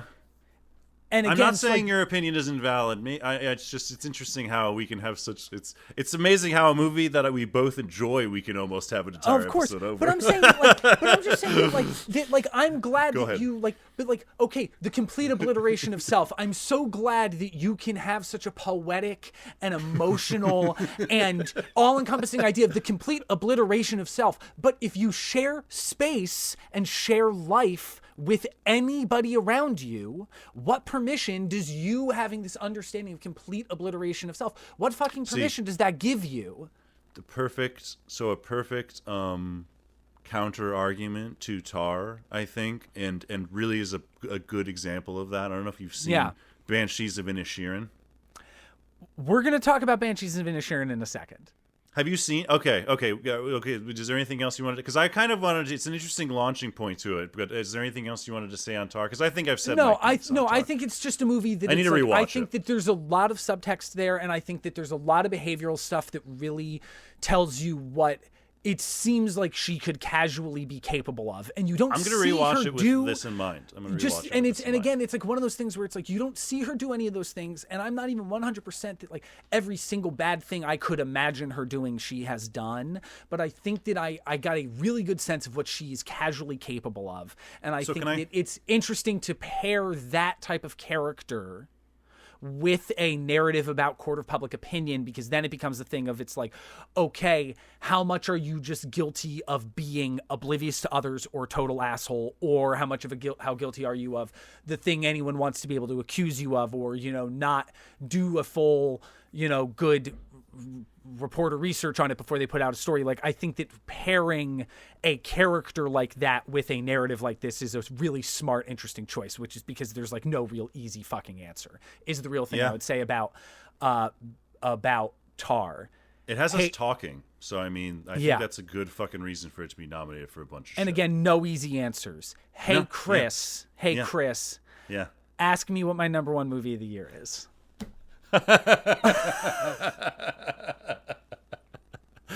I almost forgot about that. I thought we were going to leave it till the end. So what is your favorite movie of the year, Isaac? The Banshees of Inisherin. It's too bad that I didn't dislike this movie. It's too bad. I liked this movie. I didn't love it. I don't even know if I liked it all that much. I'd say like the performance of people like Colin Farrell and Carrie Condon really got me through this movie. It wasn't my favorite of Martin McDonagh movies, but I enjoyed it. It was. I'd give it like a 6 out of 10. Maybe cool. That's being reductionist. That's what I do. No, that's fine. Cool. I mean, to me, it's like a hard fucking 9. Like, and cool. 10s are difficult for me to imagine sometimes. But like, cool. for what this movie's doing, I think it's pretty fucking perfect, and it's really weird and really uncomfortable and really special. Yeah, it is. And is both like. That's so cute. I think more than just about anything else is a thing that really successfully like is clear with its themes, but also directly ties them, or pretty directly ties them into the plot that's going on, so none of it feels too extraneous. Like, I guess kind of like the older witch woman who's just staring at him sometimes is kind of extraneous, but also is like the best laughs of the movie is every time they just cut to her. Like, she alone is a fucking special effect. So, like, if she's the most extraneous part of the movie, I love it because she just made me laugh every time. But I think that this is, we actually did a previous episode on Martin McDonagh's last film in which you, Three Billboards Outside Ebbing, Missouri, in which you were arguing in favor of, and I was saying I did not like and kind of thought was full of shit. Yeah. And I am a fan of early McDonagh, especially in Bruges. And I just love this movie. I think that there is such a darkness to this movie, but such a weird heart to it in a way that I don't think any of his other movies have successfully found. And I think that this is a movie that a lot of his other movies can have really kind of like barbing and kind of like nastiness towards people in a way that can be fun and entertaining and absurd.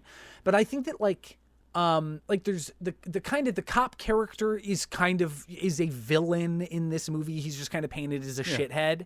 But I think other than him, I think that this movie has a lot of empathy and care and patience for all of its characters, and also really makes all of their perspectives feel very, at least honest, coming from them, however much you might disagree with them. And I just think it's a really special movie. It's fucking weird, man. Yeah, it's a weird one. And I really liked it. My wife, Caitlin, it's one of her least favorite movies of the year. She's like, it looked great. All the actors are doing great. The music is great. She's like, I just hated every minute of watching it because it was just so uncomfortable. And I could just talk for hours about the Banshees of Inisherin. I think this is a really fucking weird movie, man, and I really like it. And I think that it talks a lot about friendship, and it talks a lot about anger, and it talks a lot about death, in ways that are really honest and fearful. And I think that, like, ultimately it's a movie about a man having an absolute crisis of self and really snapping. And the Colin Farrell character being a guy who just, like, never ever would have arrived at a crisis like that on his own, and is watching his friend go through this absolute fucking break, and is deciding, like, well, I gotta be part of it because we're friends. And then to really get to this point where it's like he never would have arrived at this, like, fucking existential despair on his own, but he's there now and there's no going back. And, like, what fucking good does it do us? I don't know. There's, like, the weird, it's a kind of, like, nihilist, but also kind of warm-hearted in weird ways, and just kind of creates that thing where it's like the whole movie's about a guy panicking, being like, we're all gonna fucking die. Do you guys not hear? Like, we are just listening to guns and cannons being shot off right across the fucking water. We are listening to people die over a stupid fucking civil war. We are all just gonna end up in the goddamn dirt. What the fuck? And he's freaking out. And that, like, the moral of the movie almost is like, yeah, man, but also, like, we're all gonna die, and, like, the more that you just fucking struggle against it, the more miserable it's gonna be. Cool.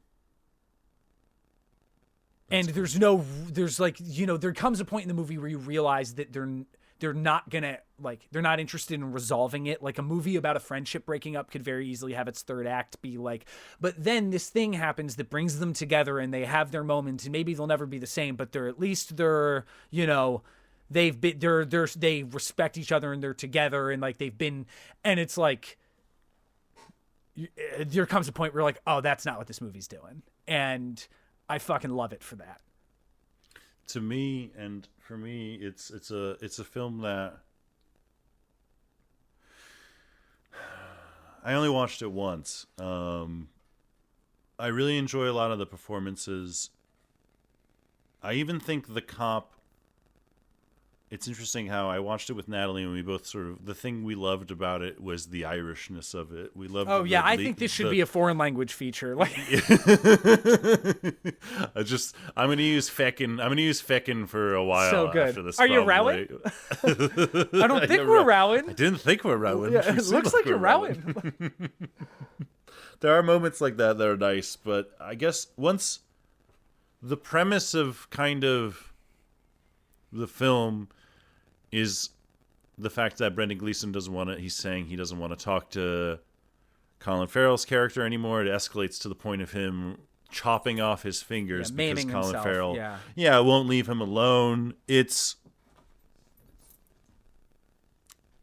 one of these things that I find only engaging up to a point, and by the time like the movie is over, it felt sort of like it kind of it was coming to an end. And once again, I do enjoy this movie, but for some reason when it all came to an end, like there were moments that I felt moved, there were moments that I like enjoyed and laughed, but it just wasn't one of my favorite Martin McDonagh movies. But the thing that makes me enjoy it is the fact that to me the movie's about what happens when you as an individual decide and make a selfish choice. I think what Brendan Gleeson is making is a selfish choice, and he causes the events of everything else of the film, honestly, in my opinion. Or maybe not all of them, but a lot of the events of the film. It is a lot. It starts with the selfish choice, and the thing that I like about this movie is the way that it escalates is that there comes a point where you're looking at Brendan Gleeson and you're like, oh, this man has broken. You're like, oh my God. Like, I don't know. You're like, there's no way it was just because your friend is dull. Like, you are having an existential crisis and you have fucking broken yourself. I guess I guess it is. You're correct. It's an existential crisis. I almost don't even directly connect the fact that he's doing that to the war. So it's interesting that you did that. But he's listening to death every day. That's interesting. I read it as this is a person who's deciding he no longer wants to be nice. He no longer wants to behave like nicely and politely in sort of society, and just how much that fucks up society around you. How much permission do you have to just be an asshole? If you're not hurting anyone, how much permission do you have to be an asshole? I love this question. And that's why I think it's an interesting, like to me, Tar is the example of a movie that's saying sometimes it could actually just be a person who isn't just doing it for the sake of being an asshole, but everyone's interpreting that person as that. And Banshees of Inisherin is very much making it clear, oh, this person's an asshole. And so now we're going to show you all the results of everything that he's doing. Because no matter what the reasons are for that choice, once you get to the point, and this is a screenwriting choice, once you get to the point where you have a character chopping off all of the fingers on his hand and throwing it on the door, it's like you're no longer in a place of being relatable to any living human being. No. So that's the moment. Like, that is the moment where I lean in to this movie, or I'm like, oh, this man is truly broken. Like, what the fuck has happened to this man? This man is fucking broken. And I find that hilarious and exciting. And I think that but I think that to the starting point of it, that idea of like, how much permission do you have to just stop being friends? How much do you owe people in terms of like a society? How much civility versus friendship versus patience versus, whatever. Like, I think that's really fucking fascinating. And I also think that this movie does like this interesting thing of like discussing this idea of like him saying that he thinks that like Colin Farrell's character is just like dull and like maybe even kind of dim, as they say, and that the wonderful performance from his sister Carrie Condon, who's kind of looking at Brendan Gleeson and being like, you're all dull. Like, what makes you think you're more interesting than anyone else here? I think that it's so fucking funny. And I think she says boring. I think she You're says, all boring. You're all fecking boring. Right, you're all boring. It's so funny, and I think really kind of just punctures a hole in how seriously he is taking this, so that when he even escalates even further, I think it's really just kind of showing that this man has like snapped in some way. But I just really to depict characters like Parik, who is Colin Farrell's character, who is maybe just kind of like a simple, not in any sort of like derogatory or way or whatever, guy. And then someone like Dominic, played by Barry Keoghan, that is a lot of a performance, but a performance I think has a lot of empathy to it, whereas a character who is maybe kind of dim, like not very bright, but is not depicted in any sort of like gawking or laughing way. Like it's this weird combination of like, there's like the scene when he's talking to Siobhan out by the lake, and it takes him it takes him an eternity to get every single word out, and he keeps just like stuttering and being nervous and not knowing the right thing to say, and it is excruciating to watch. But it also like is this really honest depiction of like this kid working through like the most complicated emotion he's felt in a long time, and knowing, being just kind of just like smart enough to know what the answer is going to be, and being terrified to see the dream go away. And it's kind of a beautiful scene. It's a beautiful scene, and it's sad that there's like the implication that maybe he killed himself after, or like whatever the fuck happened to him. But like it's really sad, but it's got a lot of empathy to it in a way that I think it's very tragic. It is very tragic. And I felt like stuff in like Three Billboards were kind of like, there was like almost sometimes like a flawed attempt at empathy of being like, see, like no matter the shitty things we do, like we all deserve some empathy. And I think that like, while that point is a nice point to make, I think that its approach to that is flawed in Three Billboards.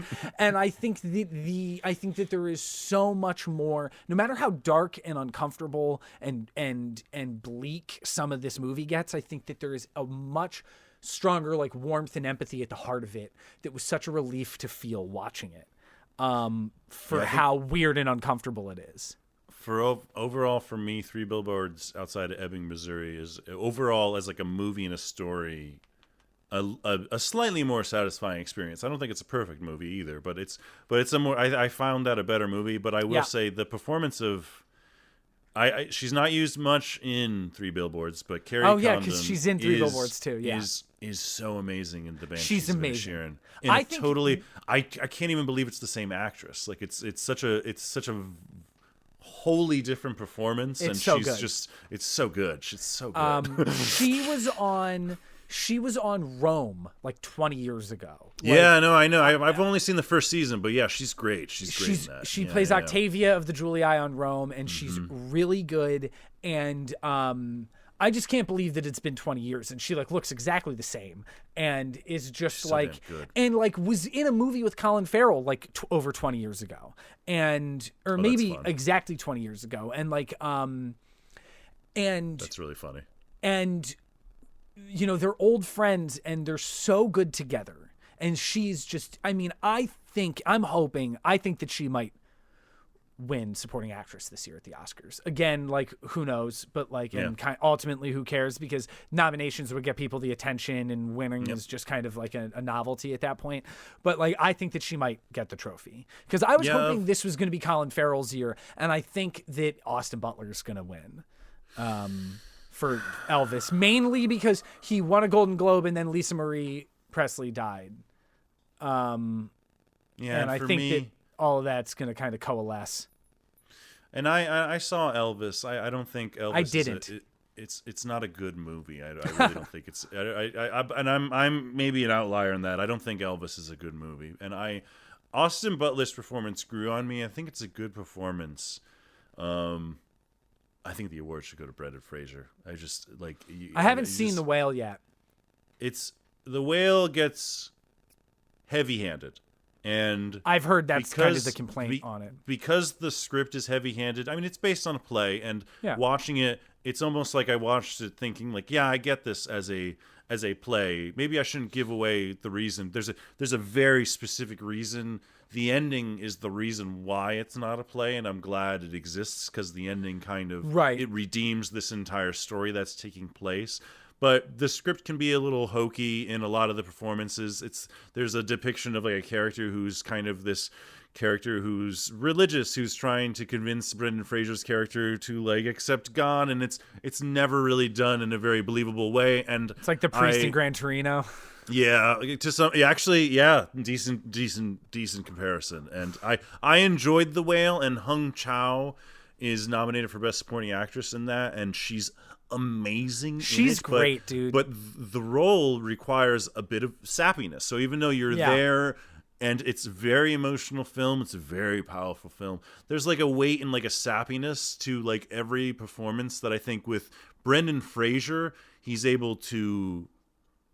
Oh my God, he breaks my heart. He constantly on screen, and he makes me weep, and he can somehow get through all the dialogue in a way, because he's also playing a teacher, so he's getting through this hokey dialogue in a way that sounds like just a guy who's in his final days, considering all of the things that are happening. But for the supporting characters, sometimes the dialogue can be a little detrimental, and I think it hurts Hung Chau a little bit. And in that case, I think Carrie Condon is maybe more my choice to win for Best Supporting Actress. But I need to see Black Panther: Wakanda Forever. I need to see Everything Everywhere All at Once, because Jamie Lee Curtis and Angela Bassett have also been talked about a lot. I think that debated. My prediction is that Jamie Lee Curtis and Stephanie Hsu are going to split the Everything Everywhere All at Once vote, and neither of them are going to get enough. And I think that it's going to come down to Bassett or Condon, is my guess. Because Angela Bassett has really good momentum right now.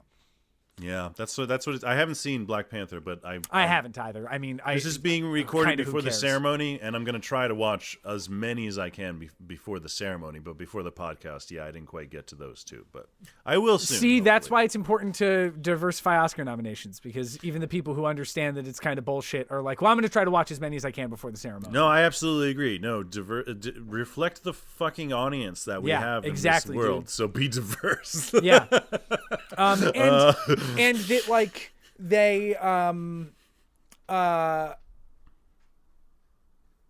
know where I was going with that. Oh, no, they did kind of, they reflected a couple of the big $100 million things, but unfortunately of, like, you know, when you think of the big earners of this year were, like, Top Gun and Avatar, both of which were nominated, and Everything Everywhere, which was nominated, which is cool. And then like Woman King and Nope were also huge earners, and those are the ones starring black people, and those kind of got kind of ignored in a lot of ways, which is a bummer. Yeah. Well, that's Nope... not every year, and I think that shit. I think that we are working in the right direction. I think that shit is going to level out. It's just sometimes you just see things kind of play out a certain way, and you're like, fucking bummer. And I didn't like Nope, but it did get nominated for a WGA, and I believe Woman King got nominated for. Didn't it get nominated for a DGA? Maybe I'm wrong. I think about it did. That. No, I think it did. Gina Prince Bythewood, I think, did. Yeah. I forgot her name. Gina Prince Bythewood. Yeah, thank you. Yeah, Gina Prince Bythewood. Yeah. But yeah, so I mean, they definitely. I think that it's going to be an interesting vote. So yeah, I think Carrie Condon's gonna. I think she's gonna walk away with it. But before we go back to other Oscar things, hey Chris, what's your number one movie of the year? So my number one movie of this year is another movie that I actually saw in theaters. One of the three that I can remember that I saw in theaters. George Miller's 3,000 Years of Longing. I hadn't found the right time to bring that up yet, but I like that movie. You like that movie? Yes, okay, I cool. like this movie. Yes, it's a good movie. I watched it in theaters and was like, I liked that movie, and then I bought it, watched it a few nights ago with Natalie, and I was just like, I love that movie. It's really good. It's really grown on me. It's really beautifully done. It's a woman who is she describes herself as a narratologist. It's adorable. It's very cute, but she's basically just a woman who is I would imagine maybe at one point like an English teacher, but someone who's just studied literature to no end, happens to come across a magic bottle, happens to have Idris Elba as a magical sexy genie inside, and the movie is a conversation. And it's that's a boring way of describing it, but it's like, well, it's a pretty simple movie. Even when it's over, you were like, that was pretty straightforward, but like it's got a nice third act. Yeah. It really is simple. It has a nice kind of just structure to it. I like that half of it is just in a hotel, because I like the fact that it's just this character gets this genie and she automatically is like, well, I don't trust you and I don't want to make any wishes. I don't trust all wishes. I've read about is all of these horrible things that happen because of it. And there is not a story about wishing that is not a is not a cautionary tale. Not as a cautionary tale, she says, in the trailer, I think even. And he basically needs to, because he needs her to make wishes. And he basically just needs to tell her, he basically decides to tell her stories of his life and of his experiences to try to convince her to make wishes. And it's this interesting, what I love about the movie is it's interesting how it's, both characters are kind of tied to each other in a way that there's both something that's required of both of them. And it's a beautiful, growing love story that kind of blossoms between the two of them, so that by the end, they've completely removed the chains that kind of bound them together, and yet they still decide to come together. And as I'm like describing it, it sounds like some weird Stockholm syndrome fucked up thing that I'm hearing out loud. But as like a movie about a woman who discovers a genie, it's kind of really it's about two lonely people realized. Yeah, it's about two lonely people, and it's about them understanding that like your life goes on, and you're still gonna have times where you feel lonely, but they know that even if they're not around each other all the time, they can still support each other. It's like oddly like kind of friendship cinema, even though there is like sex between them. It kind of ends as friendship cinema, which is dope. But yeah, I agree with you. Like it's like it is a friendship story that kind of eventually blossoms into romance, and I'm not gonna. But then kind of ends more as friendship. Yes. Well, that's giving away more. Oh, I don't. Oh, well, maybe this is reading like into it. It is a friendship, but I still think it's a romance. To me, it's a romance. Oh, you think they still bang whenever he visits her again? Oh, I think it's kind of, I mean, to some degree, I think it's kind of the situation of Orlando Bloom and Keira Knightley. Like, you know, once a year he shows up on the island. Pound it out. His barnacles fall off his face for 8 hours. Yeah, okay. I buy that. Maybe that's giving away too much. And I also, romance is not limited just to sex. Like, it's clearly a romance between them. Yes. Exactly. No, definitely not. Definitely not. And I love that. I mean, this is getting into the movie, but we talked about Tar forever. Big spoilers to I guess 3,000 Years of Longing. I love that, like, her first wish is he tells all these stories about all these great like loves that he's encountered, and Tilda Swinton's first wish is like, I want to have your experiences. I want to feel that love, and and Idris Elba has hot, steamy, sexy genie love with her, and later on in the film, she basically says like, that was wrong of me. Like it was wrong of me to have like asked that of you, and like she almost like apologizes to him basically for like forcing that upon him, which is just, it's interesting. Like, once again, it's like it's weirdly Stockholm syndrome when you say it out loud. But in the story of a genie, it's abusive. But in the story of a genie, it's a weird kind of, what do you call it? Just a reinterpretation of a story that's told a lot, and kind of like taking a character who's aware of all the stories that have been told ahead of that time and trying to navigate a world where now those stories are real was really and I'm kind of bummed that it wasn't more better received. I get that a lot of people it was advertised as a really kind of fantastical, over-the-top romp, it really seemed to be, and it's more of a conversational, beautiful romance. It's too bad they didn't feel confident, because like Avatar: The Way of the Water is arguably a big, booming blockbuster romance, so it's too bad they couldn't advertise Though it is a 2000 blockbuster Years romance Long. between a boy and a whale, but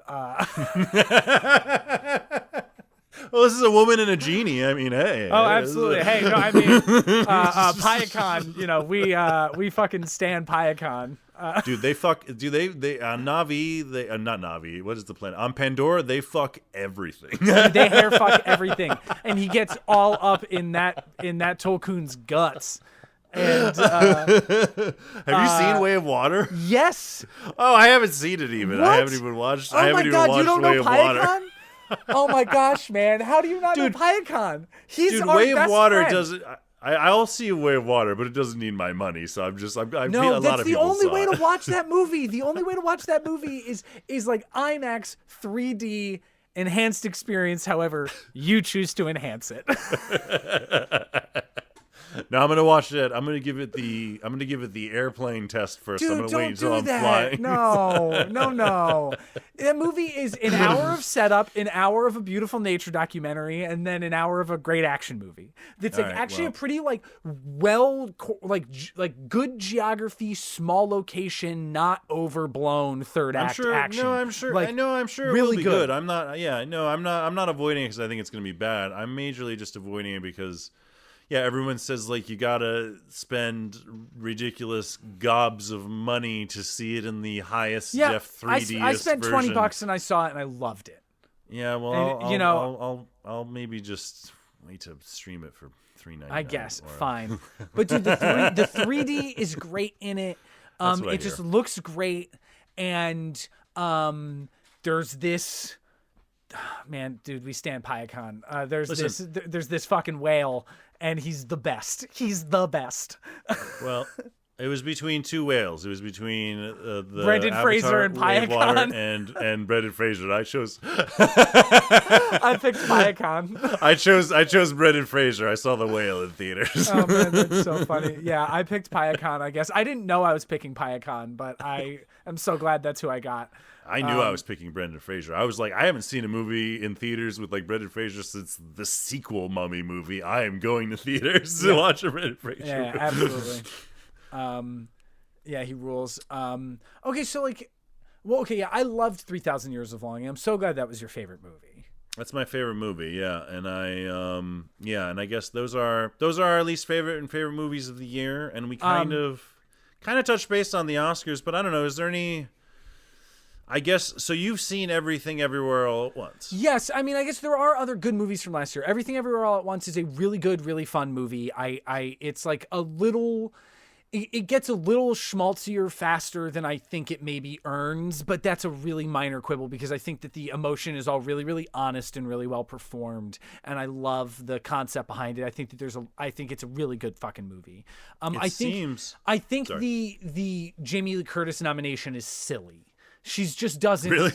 I love Jamie Lee Curtis and she's clearly happy to be there, but in terms of like actually like meat on the bone of that role alone, it's nothing to do with her performance. It's just that the role isn't enough of a role for me that I think that of all of the supporting actress performances of the year, I think that's a little silly that she got nominated. Like I love Jamie Lee Curtis and I love it for her. I'm not bitching about it, but in reality, it's like, come on. Yeah, I mean, is this her first nomination? Maybe, which is crazy. I think to some degree, I wonder if to some degree, Everything Everywhere All at Once is. I haven't seen it yet, but it's good. I don't need to see it to know. It's what would you say? It's big. It seems like it has big chances to sweep a lot of awards at the Oscars because it has a huge fan base behind it, and I think a lot of its nominations have to do with the fact that a lot of people just love the movie. Yep. So if you have a huge group of people who just thought the movie was perfect, it's like, yeah, perfect. Performances, yeah, everyone was perfect in it because they all fit the role. Like Michelle Yeoh, yeah, done. Jamie Lee Curtis, done. Everyone, just check them off because all of them are just adding to a great movie. Because they're obvious, so, yeah, and I think with Jamie Lee Curtis as well, it's like, okay, considering her entire career, I think that was a big reason why they gave her the nomination. It's especially for a movie that is so beloved. Exactly. Yeah, I think that is the reason. I just wanted to say real quick, I was wrong. Gina Price Bythewood did not get a DGA. She only got a BAFTA nomination for Best Director, which I believe you said. I was wrong about that. There was a Screen Actors nominations as well for Viola Davis and for the entire cast, but not. It's a really good ensemble cast. That's the real success of The Woman King. Is like Viola Davis is great, but there's like 4 leads that all really feel like leads, and they're all really good. I'm gonna check it out. Honestly, I've already said it, but yeah, I need to check that one out soon. Yeah, and I think you're right that Everything Everywhere is really a big crowd favorite. Again, it is kind of so winning and sweeping with its emotion that I think that it's really easy to fall in love with. I think that Ke Huy Quan is probably gonna win supporting actor this year. I think that Michelle Yeoh probably is in the running for actress. Like, I don't know who's gonna win lead actress this year, and I think that Michelle Yeoh is a fair shot. Like, could be her. I mean, it seems also like, a kind of career retrospective. Seems like between Cate Blanchett and Michelle Yeoh, it seems like those are the two ones that I've heard talk about the most. And I believe Cate Blanchett has won 2. Yeah. So in the world of, it's strange how you can kind of like do this, but in the world of Oscars, sometimes it tends to be that they'll like. I wonder if Cate Blanchett as a performance in Tar is going to be more splitting for people. Like, even though I think it is a good performance, I wonder if more people who vote are going to. Some people will like it, some people will dislike it, and I think something like Michelle Yeoh's performance, more people will consistently just love that. So I think she's has a great. That's why I really just think Everything Everywhere All at Once is a good chance of winning Best Picture, and I agree with you. I think it might win Best Picture. Yeah. No, I absolutely agree.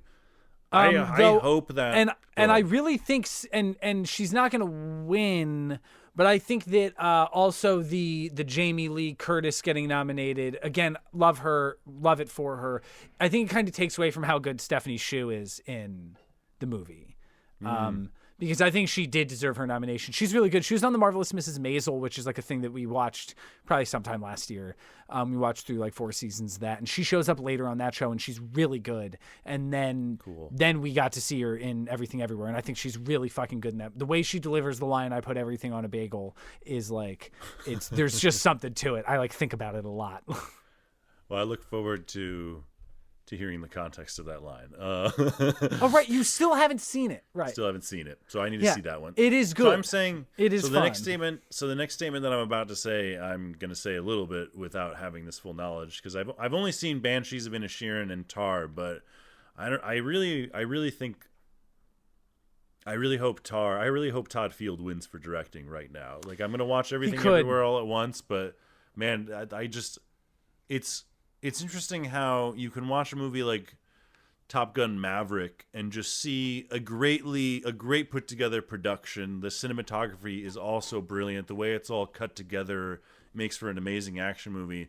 And Tar's just the totally opposite end of the spectrum, where they're doing the same things. Like, I think that in both movies, the camera is visually telling you the story, but in Tar, it's like a play. It's like you're almost another person in the room, in the scene, performing with these characters sometimes. Like, especially the scene that you brought up where she's in a graduate class, and how the camera follows her around and then detaches from her and moves away to the students' perspectives. Like, it's such a visually deliberate and it's interesting so good movie. in ways that you almost don't notice sometimes. It's so good. Yeah, it's so good. I agree. But I'm gonna watch Everything Everywhere All at Once at least, and I'll try to see Fabelmans and Triangle of Sadness before the actual I would thing, encourage Fabelmans, and I've heard Triangle of Sadness is. I'm not super excited for a movie where like at least a third of the movie is just a bunch of people puking. Vomiting. My stomach is also. Though I'm interested in the movie, but I would really suggest the Fabelmans as well, because I think that there's also a chance that they award Everything Everywhere for picture, and then they say, hey, Steven Spielberg, you're in your 70s. You just made your personal biopic, the movie that you literally waited until both of your parents were dead before you were willing to make it. And, I think that there's a chance that Steven Spielberg gets a best director trophy this year. Man. Okay. Well, with that prediction, I mean, not that prediction, but with that sort of like, what would you say? Just putting that together, I need to watch that movie. I need to watch the Fabelmans. I would love to hear your thoughts on Fabelmans. It's really interesting. And Michelle Williams gives a weird performance in it. Like, I think it's a weird performance. One, she got nominated for Best Actress. It's really, to me, a supporting role. Though, I mean, it's like, unless you're really dividing that if she's the lead, then there's like 3 leads to the movie, and then that's tough. But I think she's supporting, but who gives a shit? But I think that her performance is like a lot. Like it's like kind of manic in a way that the movie, I think, really successfully makes the plot and the characters' development and all their relationships develop it hinges on the fact that she is manic. Like, it's not just like a goofy characterization. Like, it is part of the story, but it still is a lot of a performance. And I would love to hear your thoughts about what you think of it. Okay. Well, I'll have to check it out. Yeah. I mean, like I said, it's not that I'm avoiding it because I think it's going to be bad. It's honestly just because it just had this, I don't know. It's just not something that I was rushing to go and see. The Fabelmans is kind of all the list of nominated films that I wanted to see. Like it got lower on the list, which is why for this episode I saw what I saw, because I watched the things I wanted to watch, and honestly, to be perfectly fair, a lot of the things that are on streaming services. So that are easy to get to again. Yeah, and it didn't make those people a whole lot of money, and streaming services are going to collapse. But yeah, and you know, there's other movies this year that I liked. You know, I saw The Menu. The Menu is fun. Like, I kind of wish that The Menu had gotten a little darker, maybe. But I think it's good. Top Gun is fun. Like, that's like a solid movie. I think they actually drew a good character in Maverick, in his kind of like obsession about making sure people come home safe, and like like having to justify why putting people's lives on the line. And I think that's a smart, to balance the character of like a guy who is careless with his own self but gives so much of a shit about everybody else, I think is like the thing that Tom Cruise does, and they threaded that needle well, and I think it's a very successful movie. I think that the movie as like a story is like okay or good, but like the sheer spectacle, and it looks great. It's incredible. It's incredible. Like that was like, I was definitely like, this is a pretty good movie. And then as soon as they start flying around, you're like, oh no, this movie rules. I feel like, and I'm in no place like, who gives a shit? He won't give a shit. But it's so cool that Bruckheimer finally got his Best Picture nomination, even if it doesn't win. Cool. Yeah, it's fucking awesome. Cool as shit. and I think it deserves it. I mean, truly, like, yeah, absolutely. There are so many sequences where I literally just realized that like I had pressed my shoulders like into my ears. Like, I just was when they were pulling up out of turns and the whole thing, you're just like you're just like moving around with it. It's like, it's very effective filmmaking. And then the story is straightforward enough, and it's, you know, the performances are good, so it's really good. The only other movie that I really want to shout out, just of a movie that like wasn't going to be on my, you know, top 3, top 5 list, but a movie that I just was very pleased and glad that I gave the time to watch it, was John Hamm in Confess Fletch. Fletch is a lot of fun, and it's directed by, I think, Greg Mottola, who did like Superbad and Adventureland and stuff. And, you know, Fletch was a book series that then had a couple movies starring Chevy Chase in the 80s. First one's good, second one's bad. And they've tried to redo Fletch a whole bunch of times, and it never came together. And then they just like made one, and John Hamm is like charming and just believably smart enough, but his moments of like missing things and being a bit of a dick or a bit of a, you know, like little obtuse, all play so well. And it's just like, it's a movie full of great supporting character roles, and it's just like a fun hangout kind of murder mystery. You know, an investigative journalist is getting framed for a murder, and he has to figure it out, and it's just a fucking good movie. Confess Fletch. Cool. Yeah. Confess Fletch. I'd heard about that. And that came out this year as well. Cool. Yeah, that was in like September or something. But that movie, I really was happy I gave my time to it. Cool. And I guess with that, the last movie I'll mention as well, because I mentioned it up front, since it's relating to Oscars and all that kind of jazz, I watched Empire of Light, which is the newest Sam Mendes written and directed Sam Mendes movie. And I went into it really excited because it's shot by, you saw it, right? Or did you not? I have not seen it. I have not seen it, though. It's high on our list because Caitlin really wants to watch it, and yeah. Cool. Well, let me know what you think about it. I did not like it. Yeah, I'm hit or miss with Sam Mendes, like in general. Yeah, like I found it's an interesting story because it's about a woman who works at a movie theater and kind of finds love in sort of a younger individual. Yeah. During a time in the 80s where a lot of things are going in England. Things are going on, like there are sort of like nationalist. There's a scene that depicts a nationalist riot and other things. So there's racism going on, an issue that unfortunately will always be an issue that we're dealing with. Yep.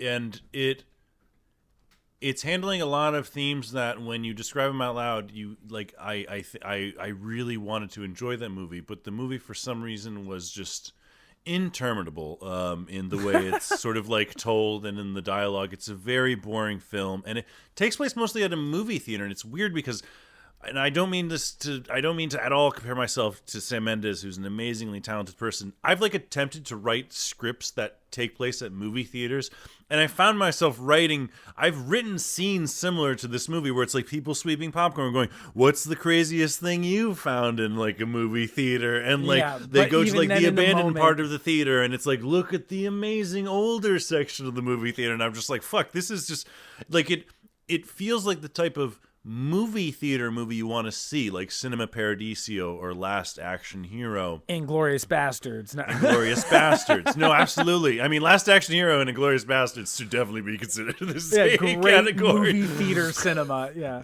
But it's just, it is, by the end of it, it's just getting to too many things. Like, I'm not going to spoil much more because that's kind of what the trailer gives away, so that's all I'm telling you. But by the end, more plot twists start to unfold, and it just became too much and a little too. By the end, it's like it ends with a. It ends with a poem, and it's just like it's just a holier than thou feeling to Jesus me that Christ. I just couldn't quite like enjoy about it. It's not like a movie that I like really like adamantly disliked, but you just didn't get. You're like, no, thank you. Didn't quite get me, and I love American Beauty. It'll never be an episode we talk about because Isaac refuses to talk about American Beauty. But I like a lot of Sam Mendes movies, and this was not one of them. Still haven't seen Revolutionary Road, but that's one I need to see. I really like 3 Sam Mendes movies. Right? Do you like Jarhead? Jarhead's good. Okay, so 4. Yeah, Jarhead's good. All right, cool. 4. Cool. I forgot about Jarhead. Nice. Road to Perdition, Jarhead, Away We Go, Skyfall. I almost forgot about Road to Perdition. Easily his best, right? I think there's an argument for that. Yeah. Maybe not easily, but I have a soft spot for Away We Go, but also like it. I think it's such an outlier in everything else that he does that it's almost hard to compare. Interesting. But love Road to Perdition. That movie's fantastic. Yeah, I love Road to Perdition. And what is it? Empire of Light was shot by Roger Deakins, but I also really didn't even love the way it looked all that much. Like he was doing he definitely is doing something that is less noticeable. He's trying to kind of depict a more suburban, bleak, gray. I almost felt like, to me, I just interpreted that they were just the Jersey like shore, like a theater by like Asbury Park or something is almost what I imagined. Right. Like that kind of area of Jersey. I don't know if that actually where it took. It takes place in England. It obviously doesn't take place there, but that's what, like, to me as an American, I guess that's kind of the environment that I imagine. He's depicting it in a very like gray and interesting way, but sometimes I found it a little also uninteresting to look at. But maybe that's just me. You'll have to let me know what you think of it. Yeah, absolutely. And with that, our dear listeners, I guess I think that we should wrap it up. Yeah, that's about it. I guess those are the best and worst films of 2022. I don't know. Yeah, luckily there wasn't a lot of terrible shit. Yeah, Moonfall was bad. The Batman was a nothing. Moonfall was bad. Our top movies were 3,000 Years of Longing, and then for you, Oh, The Banshees of Inisherin. The Banshees of Inisherin. Great movie.